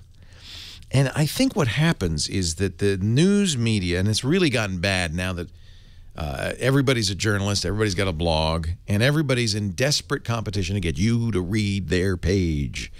So they call it clickbait, which is a headline designed to get you to click on it. And because of clickbait on the internet, you got clickbait on national television news, you got clickbait on local television news, you got clickbait everywhere you go. And what gets more attention than a dire warning of something horrible that Facebook or Google or the internet is about to do to you? So just think back before there were mobile phones. You install a program on your computer. That program can do anything it darn well wants, and it doesn't have to ask you permission. If it wants to use the internet to rack up charges, it could go out and buy shoes. It could do anything it wants. And it never asks for permissions because we never thought of that. We designed the mobile platform, both Google and Apple and Microsoft thought, well, maybe we want to make these a little bit more secure, especially since they're always on. They have a phone connection. They have a text message. So we're going to make developers be explicit about the kinds of things they want to do. Now, they're doing the same things. If you install Facebook or Facebook Messenger, Facebook allows you to make free calls via Skype. Facebook Messenger will actually dial somebody you're talking to if you want to make a phone call. In order to activate them, they send a text message to your phone to verify that that's your phone number. All of these things are things that are normal, but because of the way we've designed mobile phones, they have to explicitly ask for this kind of permission. Apple's decided, in its very Apple-y way, that the developer doesn't have to tell you, the developer has to tell Apple. And then Apple decides, well, okay, you can do that. And later, the iPhone will probably alert you if an application starts to do something, but you don't see the blanket list of things that an app can do. Android decided, wait, we don't want to be responsible for that, so we're just going to say when an app installs, before you download it, the app must divulge a complete and thorough list of all the things it wants to do. But the way these lists are designed, it doesn't say you don't want them to be too granular. So if it can access the phone, then that's what the permission is. If it can access text messages, read and write text messages, that's what the permission is. It's not more detailed than that. It's normal, it's fine, it's how these programs work. If you didn't give them permission to do that, the program wouldn't do what you expect it to do. It's something that computer programs have historically always done without asking permission. It's only now that they have to ask permission, and that's a good thing. Except people use it for clickbait, to scare you, to get you to worry. Don't worry, relax. Either you trust technology or you don't. There's no halfway. Either you trust it or you don't. And I started the show saying this, and I'll end the show saying this. In modern civilized world, we live in a web of trust. We have to trust everybody all the time. Trust them not to plow their car into you. Trust the plane not to fall out of the sky. Trust your computer not to do something malicious. We live in a world of trust. Don't live in a world of paranoia. And if you really don't trust it, don't just get off the internet. Move to the country, far away from people. And by the way, stay away from cows, because cows kill 22 people every single year in this country. Cows! I'm just saying, it's okay. You can relax. Your computer's not out to get you. I'm kind of to blame for this. I certainly, we talk about, Microsoft, somebody pretending to be from Microsoft calling you on the phone, taking over your computer. We talk about that a lot, and you hear on this show a lot of people who've had problems with malware, and certainly it's out there. I don't think you have to worry about Facebook, Google, Microsoft, Apple. They're not the enemy. Daniel, Pasadena, California. Leo Laporte. I'm sorry, not Daniel. Evan, you'll be next, Daniel. Evan in San Diego. Leo Laporte, the tech guy. Hi, Leo. Thanks for taking my call. Sure, Evan. Quick question for you. I got the iPhone 6 on Friday. I set up my Outlook account through the general settings, and that came up fine. On Outlook, I have several folders, and each of the folders is a number of emails. The folders showed up on the iPhone 6. The emails in the folders did not show up. Now, when I had the iPhone 5, the folders and the emails were there, no problem. When I updated to iOS 8, no problem. But as soon as I set up the iPhone 6 on Friday, the folders show up, but not the emails in the folders. Well, obviously that's not supposed to happen. You've waited a reasonable amount of time. Right. Yeah, because remember, it's starting from scratch. It's using Exchange to get the email, and of course, that's a server-based system where all the email and all the folders, all the organization, that's all on the server and stays on the server, but gets duplicated to your phone. And it sounds like, you know, the first thing it does is make folders, and then it will populate those folders with the email in the folders. It sounds like it either got stuck or it's not done. If it continues, I would say remove the account and add it again. Well, here's the thing that's strange. I mean, I've done that. I've removed the account and installed it. Recently, within the last week or so, I put some emails in some of the folders, and they show up on the 6th. But anything beyond that, you know, these emails aren't showing up. So it's newer or older that's not showing up? It's old ones that aren't showing up. If I get an email today and put it in one of the folders, it'll be there. That's what it's supposed to do. Okay. Because it's not... they don't want to overwhelm your phone with every email message you ever got. So I suspect if you check, there may be an option to get the old email, but I think that that's probably something they don't want to do. That they want it from now forward. Do you see what I'm saying? To keep it from overwhelming the inbox. There may be in the settings, I seem to remember there is in the settings that you can say how far back to go. And this may be something new that they do that's different. I don't know. What I'm saying is it doesn't seem like it's syncing to me. The folders are there, but... Well, it's syncing new email, though, right? Right. If I get an email and I put it in a folder, say tech, it'll show up in a folder. But the other 12 tech emails that are, you know, a month or so older than that, they're not showing up. But they're there. Well, they're there on your server. They're there on your desktop. Right. They're just not on your phone. Right. That's because the phone's only getting new email. Okay, so what do I need to do? I mean, I talked to Microsoft and Apple and AT&T, and they all said, we don't know. Well, it's... So I was turning to you. Yeah. Apple knows. The guy you talk to at Apple doesn't, but Apple knows. My guess is that Apple has decided, and I don't know why, only to get new email. Now, I would look in your settings to see if you can get, you know, go back farther in time in the settings. Generally, you don't want to do that. On a mobile device, you just want the new email. You don't want gigabytes of old email there. Right. So, look, I would suspect that it's in. If there is a setting for this, you remember that.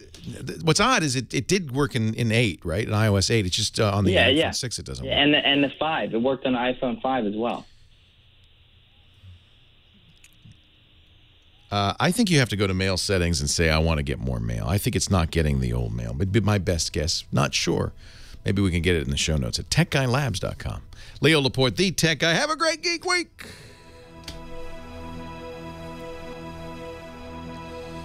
In mail settings, pick how many recent days of mail you want synchronized. If you pick all, it will put everything in there.